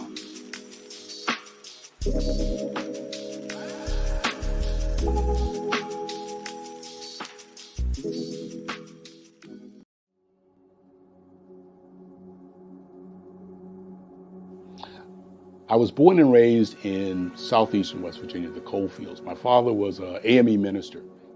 For me, I was very fortunate. Even though I grew up in the segregated South, I was surrounded by flourishing Black businesses, doctors, lawyers, bankers, dentists. They were all there and they were all successful. And I guess that's part of my dream, is to see that success come back. My name is Joseph Simmons, and I am the founder of the Center for Micro-Entrepreneurial Training. We have this moment in time where we can change the trajectory of people. And our focus is on women, Black and brown entrepreneurs, and their access to capital, their ability to build thriving businesses, the ability to employ people. There's a study that showed that in those three communities, especially Black and brown communities, $1 stays in those communities for 30 minutes.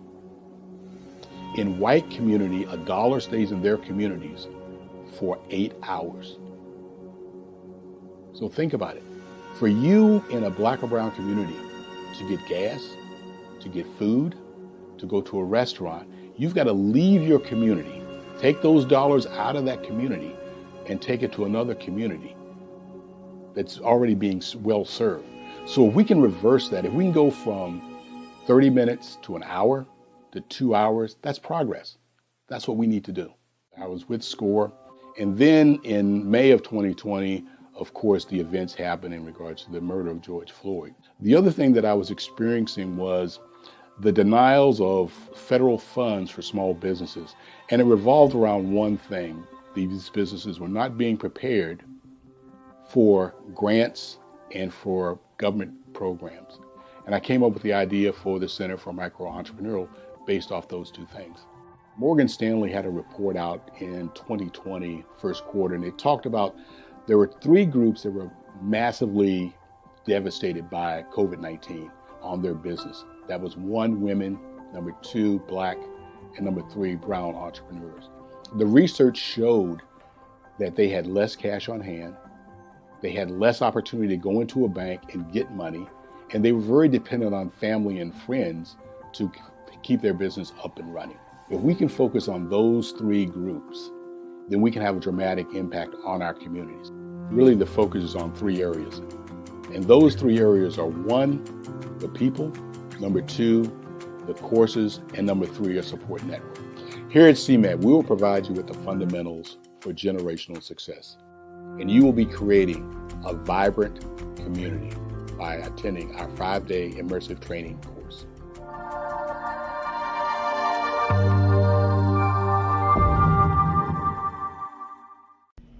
Why do I do what I do? You know, my life coach asked me that a few years ago. And she said, Tony, what's your why? And I told her, and she said, girl, you've already accomplished that. Perhaps you need a new why. Hi, Tony Harris, Amy Hoydu with Say It Said Marketing, one of your students. And just wanted to say thank you, Tony Harris, for spending so much time with me and giving me that boost in my business that I so drastically needed.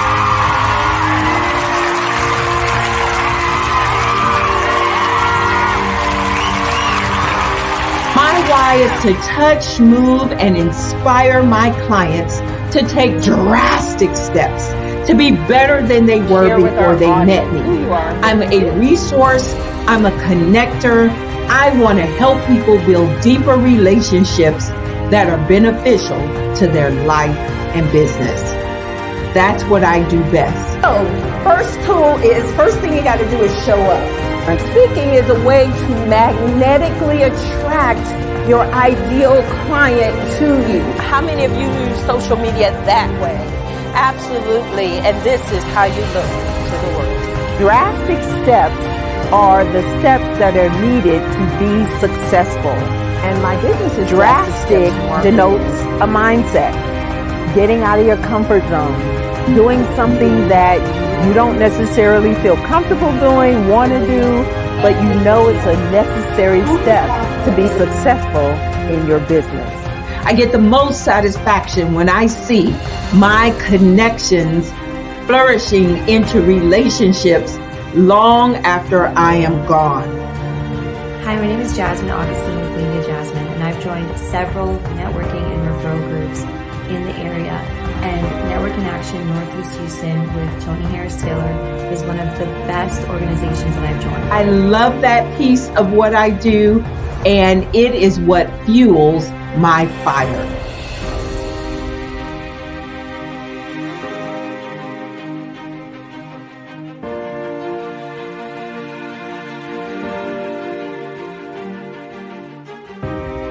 My name is Tony Harris Taylor, saying take a drastic step today for a fantastic tomorrow.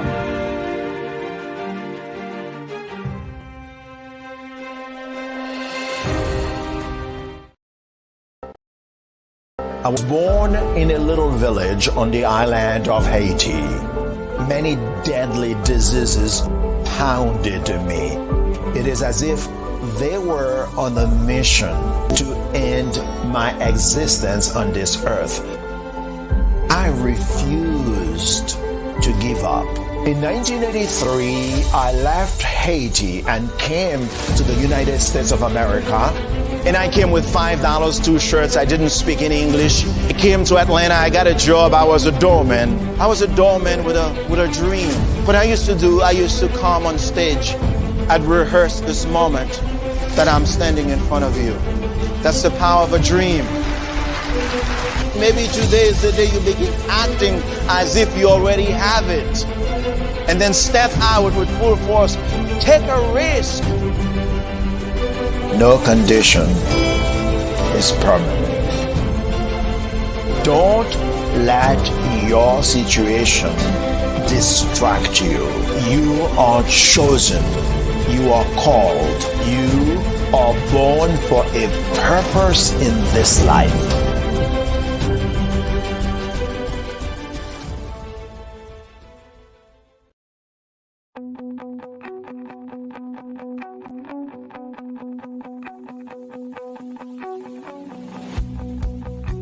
I am Black business.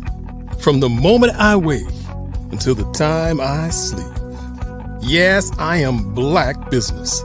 I am Black business. Tell me, are you Black business? I am Black business. Do you support Black businesses? Listen, I support Black business because I am Black business. Black Business Expo, one of the largest business showcases in the history of Black business in the world. The world. Sign up today at www.blackbusinessexpousa.com or call 919-308-9090. I am Black business.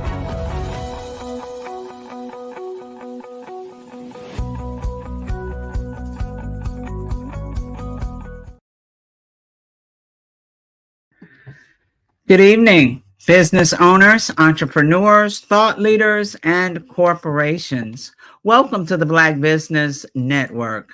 My name is Frazelma Lynn, and I am your business moderator for this evening on the Black Business Network.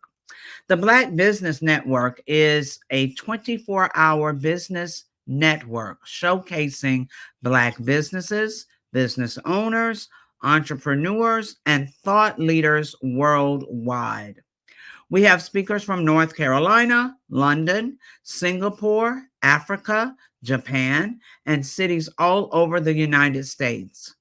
The Black Business Network is a global community sharing its business knowledge to empower, inspire, and educate businesses about business. Our next speaker is Joelle Sylvan. Joelle Sylvan has been an inimitable force behind the scenes as an advisor to numerous music executives, philanthropists, I couldn't get that word together, philanthropists, C-level executives, and children. Mr. Sylvan has an extensive background in technology, sports, and entertainment. Prior to his current career in finance, Joelle worked with a variety of well-known artists, producers, and comedians as a young music executive. Additionally, he secured a partnership with a publishing company, during which he created a marketing consulting company that provided endorsement deals for artists and celebrities in the music industry, pairing them with Fortune 500 companies, bringing sneaker, apparel, and accessory companies into urban lifestyle branding. This led to him becoming a silent partner with Bulldog Bikes for the first urban bike BMX lifestyle company in the world. He is currently a financial services provider with New York Life Securities LLC and the executive producer and host of the Power Moves of radio show podcast featuring celebrities, professional athletes, and key influential executives. Please join me in welcoming to the stage Joelle Sylvan. All right. Nice to meet you, Frizelma Lynn. How you doing? I love that so much. and I love them earrings. Woo! Thank you. We welcome you to the stage. I am looking forward to hearing all about what you do, how you help people, and how you are transforming things in this world. So Mr. R.J. Stevenson will be your gracious host and in this fireside chat. Gentlemen, genius is coming, and I'll see you on the other side. All right. So, I love them glasses too. Love them frames. Power move, Mr. Stevenson. How you doing, baby? What up, brother? Hey, man, just chilling, man. I'm so happy today. Today, my friends, Tribe Called Quest has made it into the Rock and Roll Hall of Fame. Salute to Mary J. Blige. Salute to Dionne, the beautiful Dionne Warwick. Who else made it to the Hall of Fame? I just can't remember the others, but Cher, I believe. But most important for me, the Tribe Called Quest, because of my relationship with their former manager, who, rest in peace, Mr. Chris Lighty, baby Chris Lighty. He was the man that when we needed to go on tour, the group that was on my label, we was able to go on a college tour with the Fugees and Tribe. But anyway, this is your show. Man, it's your show. I've been up here all day. We'll talk about you. Listen, man. First of all, we met doing a radio show, the podcast Power Moves, and it has always been. I'm highly connected to music and entertainment, so it's always been intriguing to me to see how you move, like your movements in the music industry and entertainment were real different. Like not being an artist yourself, not being a producer, but being on the side of business deals, being on the side of endorsements, pulling business and music into the same room. You've had some amazing experiences. Now, don't name drop too hard because I don't want no problems. But tell the people a little bit about some of the stuff that you've done and your experiences in the industry? Well, let me put it this way. First and foremost, I want to thank God for putting me in connection with my mentors, Bo and Charles Huggins. And so I started off working with Freddie Jackson, Najee, at the age of like 21, working on these folks' albums and really bringing at the time a breath of fresh air in terms of, I know what's happening in the streets. Funny story was my mentor, Bo Huggins, when we got the music from Mary J. Blige before everybody else heard it, and I was like, oh my God, this is crazy. This is bananas. And he was like, it's garbage. It's on a 16 track. It's not mixed well. And I'm like, no, this is what we like. This is what the kids like, going to 125th Street, born in Brooklyn, even though the Brooklyn guy always traveled. So going to 125th Street, on a Friday night, Saturday night, everybody driving their hot whips and they bumping, the mixtapes like the DJ Capri's, DJ SNS, all the DJs that had their mixtapes, people are bumping the cars. And what you heard was folks that could sing on top of raw hip hop tracks. They would take Stephanie Mills songs and have them on hip hop tracks. And so that was coming next. And that's what Puffy took advantage of. At the time, he was Puffy. He was like, listen, this is what we got to do. And that's how he made the Mary J. Blige album. It's really a version of the mixtape. And so when we heard it, I was like, this is mind blown. And the person that worked on that album was a publisher, he's with MC, a publisher. He's also my mentor, James Jackson, and he worked on that album. He worked on that album because he got the songwriters, God rest the dead, Kenny Green from Intro was one of the major songwriters. Prince Marky D and Corey Rooney had some tracks on that album. They were part of his publishing company. So he was very instrumental on that project. But at the same time, he was working with us, with Freddie Jackson, because Bo and Charles Huggins had a publishing company over at MCA. So while you're working, and this is a tip that I like to share with anybody, the most important thing that you can do in your life is make the most out of your time. Invest your time wisely. So even though you might be working, think of your work as school. So when I was at Hush, it was like me going to school and learning music business 101. And so one of the things that I learned was the importance of owning your publishing catalog, because your publishing catalog is the money that keeps coming every single month. It's the residual. Just like life insurance or any type of insurance product, when you sell it, you get residuals. Okay. So with that being said, I learned the art of how to make the deal, how to do contracts from that experience, and understanding that at the time, which is a reality now, this is another tip. Your business team starts with your accountant and your attorney. The attorney usually not only protects you, but also the orchestrator of business deals. Why? Because that attorney also represents other business owners. And so if they know that you have a particular need, or they know that they represent certain people, they will connect the dots. So you're in the midst of lawyers, you're in the midst of producers, you're in the midst of writers, you're in the midst of artists, but what were you doing? So when I first started, I was what's called the production assistant, production coordinator.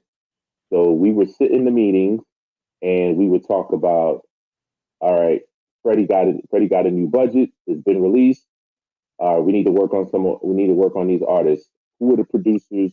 Who are the hot producers? Joel, I need for you to check Billboard magazine.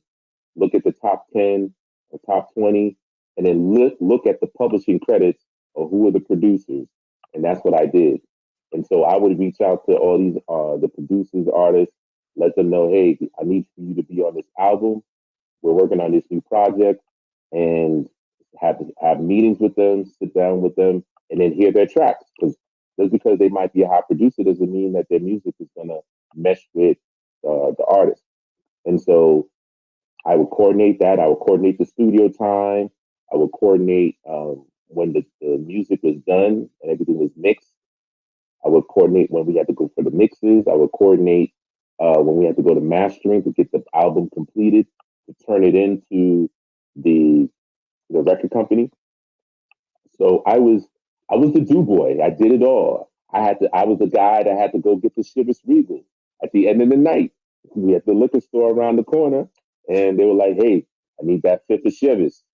So it would be about 6, 7 o'clock. Bang! I got to go get the Chivas.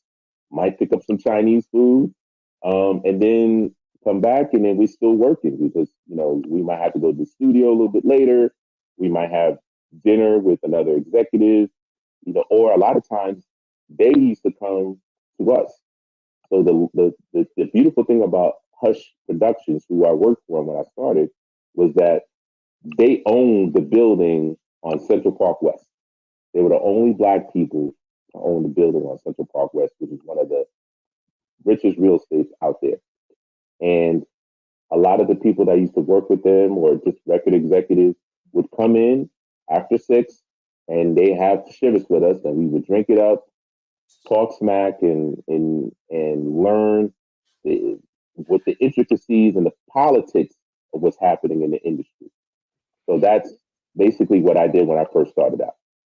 So you've gone from that level, which is pretty much entry level into the music industry, really entertainment, because normally you don't even get in the room, like you don't even get access to do nothing. You pretty much sit around, watch, listen as much as you possibly can, do all the little stuff that sort of creates their level of confidence in you, their level of trust in you, and then they sort of feed you a little bit more till you get to the next opportunity, right? So how did you go from there to you've done shoe deals and all this kind of stuff? How did you how were you moving from the music industry and coordinating those opportunities into a diversified portfolio of work? Great question. So here's another tip. There's enough money for everybody.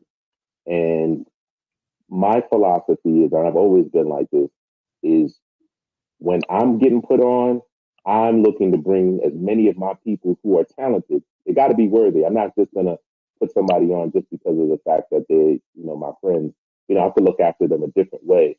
But what happened was, in the summertime, I was volunteering for the Fresh Air Fund. The Fresh Air Fund, what they did was they took inner city kids, they took them out of Harlem, Brooklyn, wherever, and then we went up to upstate New York, up in the mountains for 6 weeks, so that they can get away from the sirens, all the noise, and just really enjoy nature, do arts and crafts, and just kind of be away from the craziness. Because a lot of time, during that time especially, was the crack era. So some of these kids had their mothers and fathers were crackheads. Some of them were pretty much homeless. So this is a way for them to get away. And I felt the need to give back. I was fortunate in the fact that I went to NYU. And because I went to NYU, that's how I heard about the Fresh Air Fund. So I was committed to that. And so when I went that summer, I ended up meeting up with my future partner, Jimmy Mack. Now, Jimmy Mack was there to talk about entrepreneurship because he was part of this program called the National Foundation of Teaching Entrepreneurship. And so when he was there, he was speaking, talking about, I'm in the music business and my DJ, DJ for Prince, I toured for Prince. And I was like, I know pretty much a lot of people in the industry. I don't know this Jimmy Mack guy. So while he's there, I'm asking him questions like, so do you know this person, And he started answering, but he could tell that I was challenging him. And then eventually, at the end of his talk, we got to speak afterwards. And then I told him, hey, after camp, when I get back into New York, let's get together. So I'm gonna make a long story short because I know you told me you wanted to know the time, and I'm building you a watch. But long story short, we met up, and I introduced him to Bo because in looking at his history, I already knew where my weaknesses are and my strength. My strength is networking, putting things together, things of that nature. But when it came down to marketing and branding, that wasn't my thing. Like the gift of gab is there, but marketing and branding, I realized that was his baby.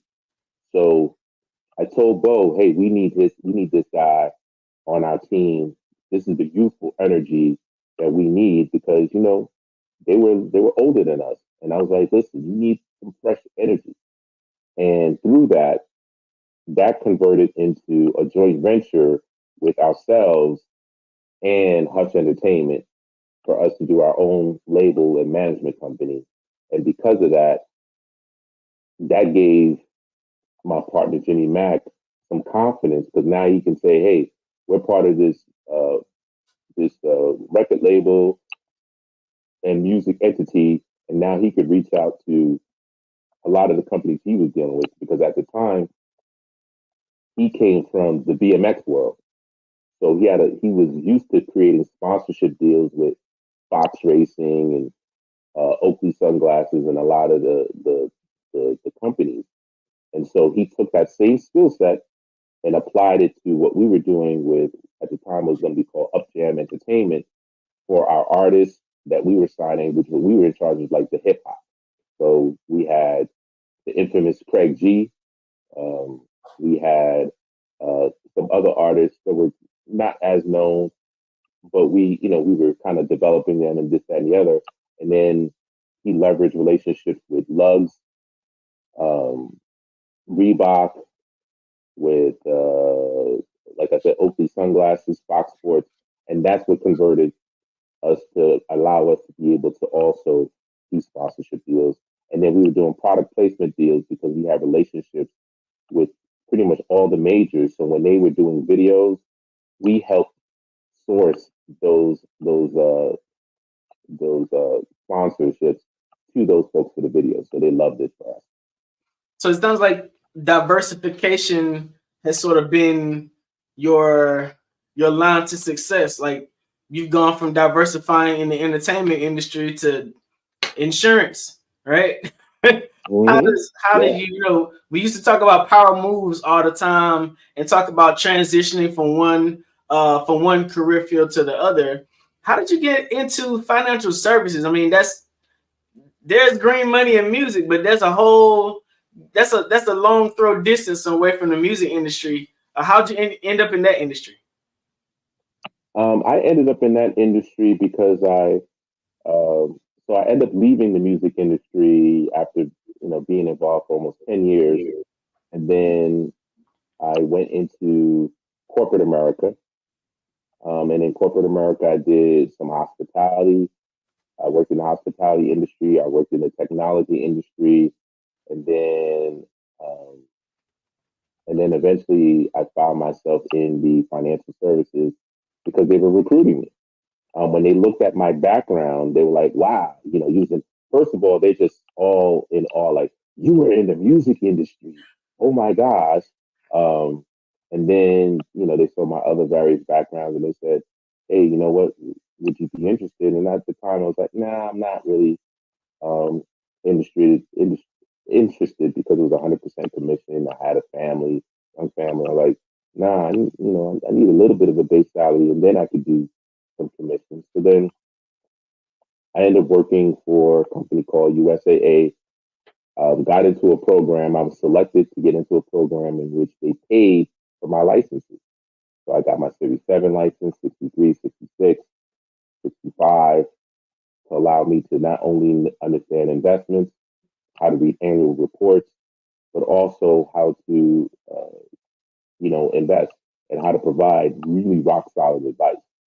Because a lot of times, more than not, most people are clueless on how the stock market works and things of that nature.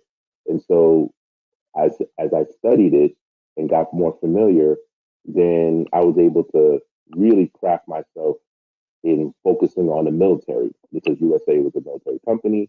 And so I really hone in on helping our military families really establish that generational wealth because they don't get, and salute to our military brothers and sisters, they don't get paid as much. However, the benefits that they do get, such as their housing is paid for, which is called BAH. The fact that they get money for, allowance when they move. They get all these different allowances. And the most important thing is they don't have to put much money down when they buy a house.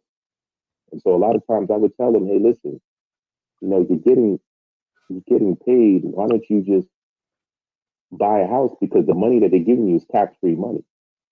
And that tax-free money, you could be using that to building not only an investment portfolio, but also a real estate portfolio. Because what people don't realize is, just like you said earlier, diversification. The real estate portfolio allows you to reduce your taxable liability.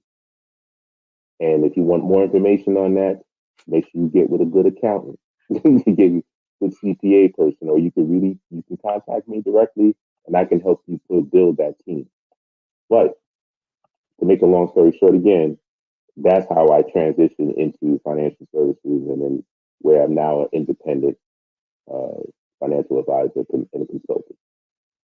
So in your experience in business in total, like if you had three things that you felt like were the paramount three things for a business person to be successful, because you've been in music, that's a very high risk industry.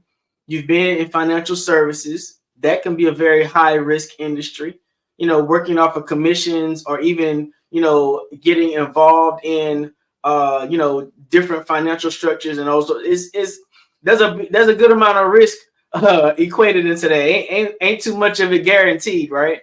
If there were three things that a business owner needed to equip themselves with to be successful for the long game, right? What would you say those three things would be? The first one is relationship. I wouldn't be where I'm at today being able to navigate and surf through this business world, because you're going to have ups and downs, and that's the waves of life and the waves of business. It's through relationships, number one. Number two, the second most important thing is you have to be flexible.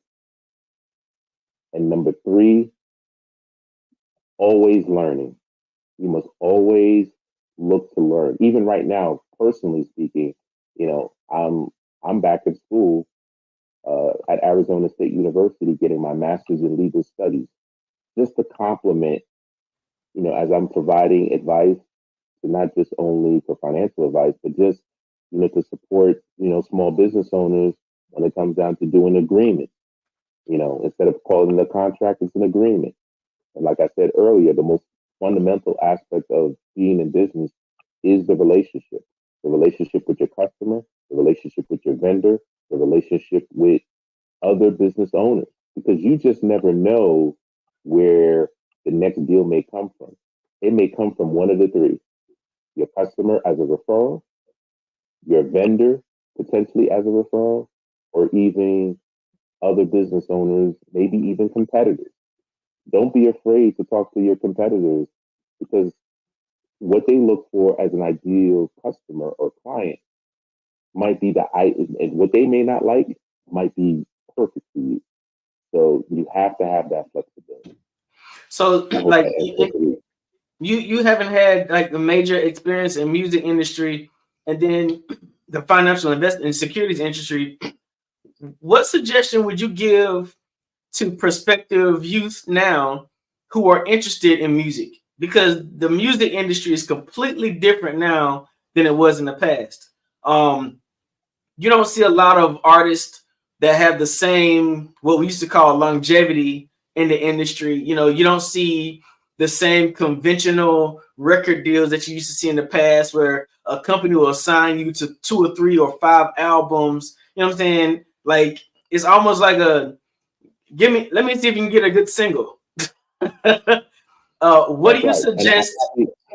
I'm happy you said that. So the first thing I tell a person that's looking to be in the music industry is study your history. So this has happened before. When you think about the Al Bells, when Ray Charles, a lot of those artists, when they were coming up, they did not come up with albums first. They focused on singles. If you watch even the Aretha Franklin story, they was pushing singles, and when they pushed singles, they were going on tour. It's called the Chitlin Circuit, right? And so right now, it's the best time to be in the music business because number one, if you notice, they're selling vinyl again. They're selling digital turntables with Bluetooth speakers. So you can now have a physical product on in addition to the streaming, so that you can combine both of those to actually make money. So if I was an artist, I would go to the churches. The churches are nonprofits that have resources and they have access to grants. I would go to them and say, hey, listen, you know what? You may not like my music. However, I can bring some money to the congregation and the congregation is going to love me because, you know what? I'm bringing attention and, you know, I'm still a Christian, whatever the case may be. I may not be the best Christian, but it is what it is. It's really a business deal. Because of that, I would tell them to, you know, provide me some grant money so that I can go to the studio and I can purchase these vinyls to sell on my own. Or I could purchase CDs that we could sell here, the congregation can sell, and a portion of the proceeds, you're my business partner, a portion of the proceeds goes back to the church and to a certain program for youth or whatever the case may be. And I would focus on singles. I would find a venue that I can perform at every single week and perform that single and perform several other songs so people get to know me. The same principles that it takes to run a campaign and an election is the same principles that it takes to be a good artist. A person that's running for any type of elected seat, they're going from city to city, town to town, and kissing babies and letting them know, hey, this is my message.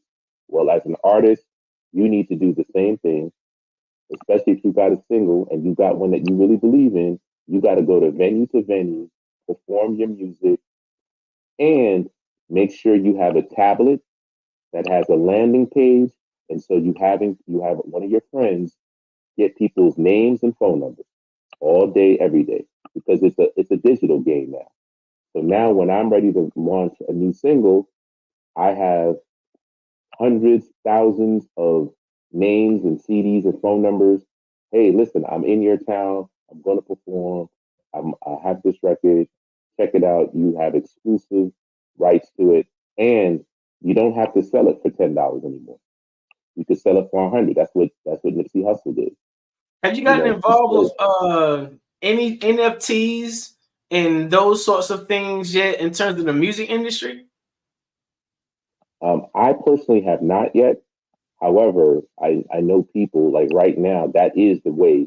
As a matter of fact, they're combining NFTs and blockchain together. So blockchain is designed to give you that, not only the privacy, but also now it's hard for people to just copy your stuff, right? And with AI, you know, you can mass produce a whole bunch of things. You can get really creative.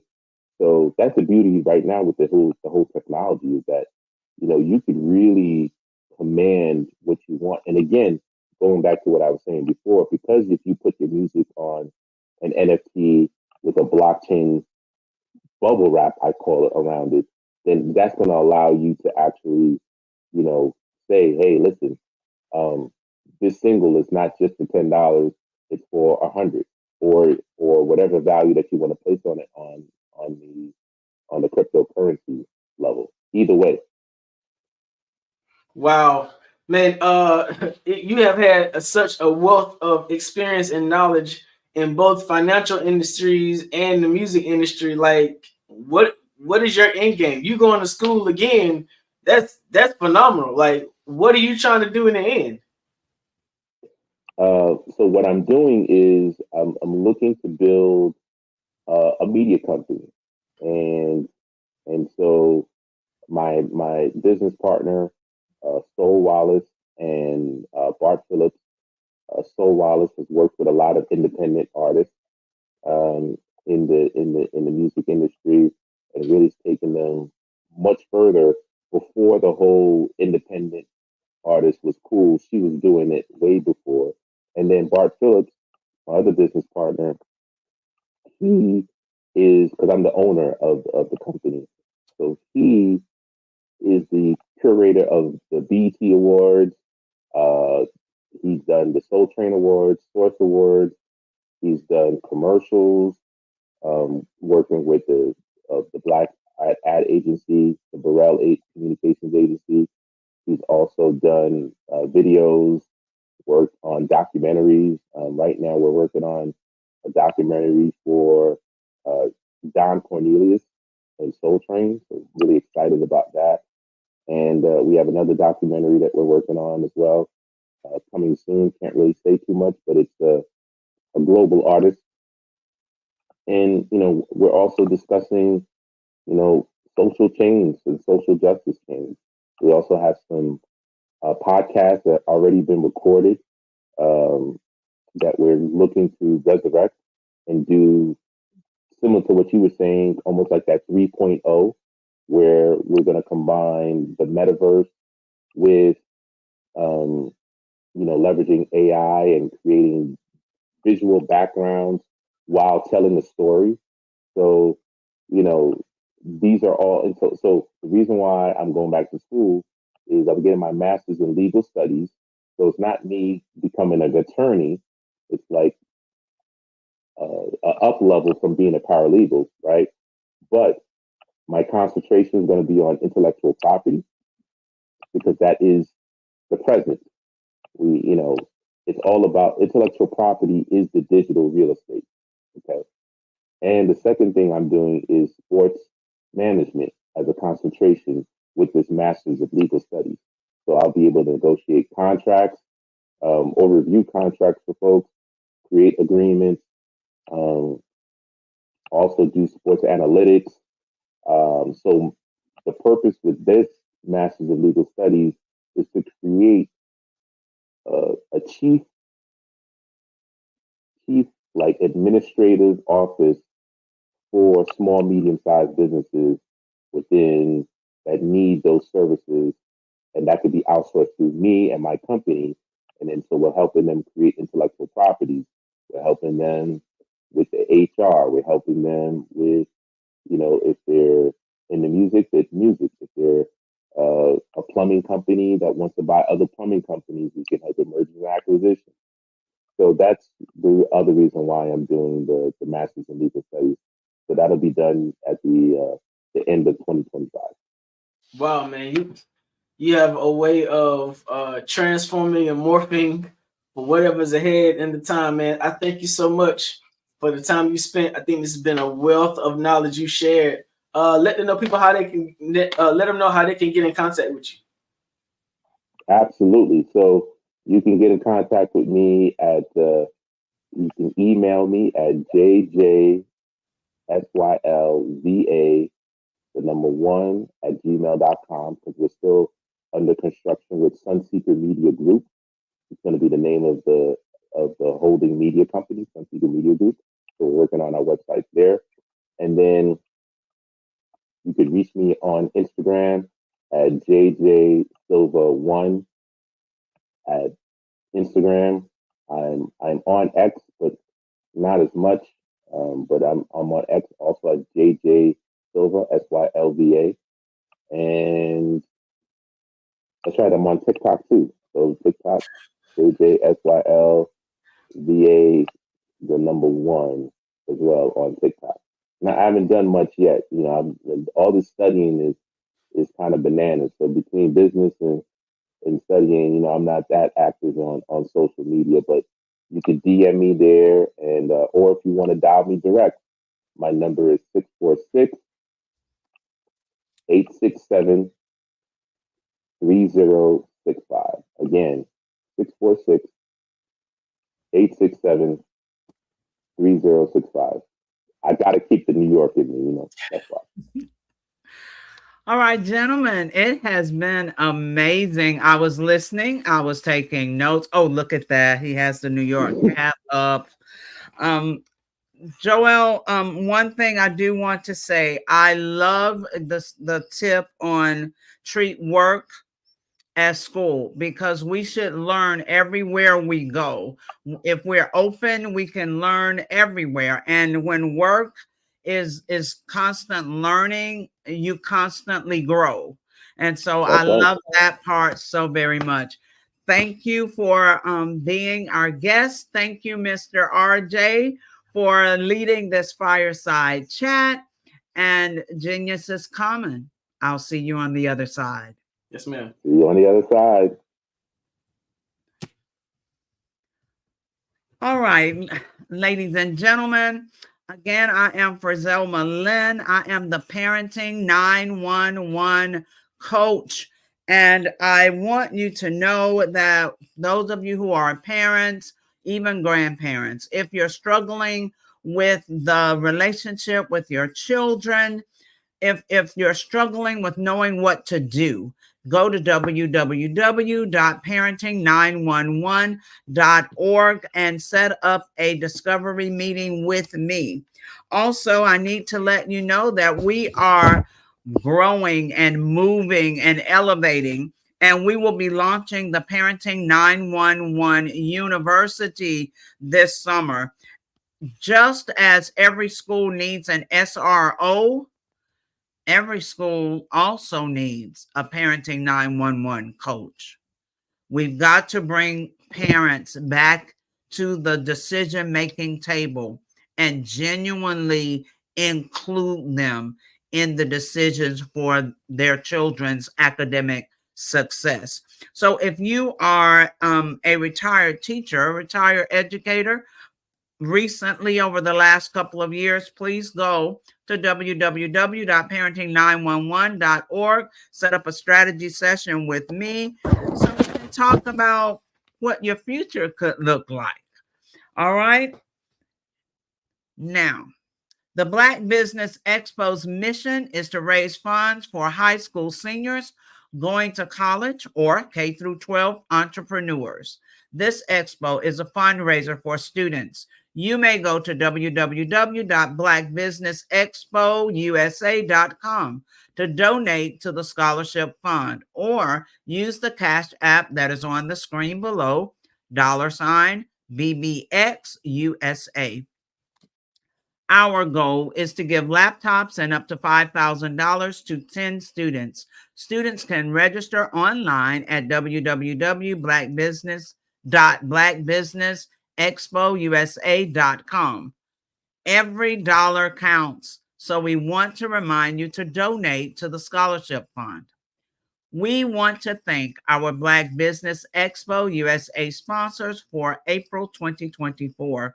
NC 100, Moody Capital Partners, Suede Soul, BDM Media, Lotus Richer Coaching and Training, Carolina, Virginia Minority Supplier Development Council, Step Management, Hello LLC, BHS and Associates, Margie McLean Foundation Incorporated, Genius is Common, Earth Essentials, Mullane Shawnee Global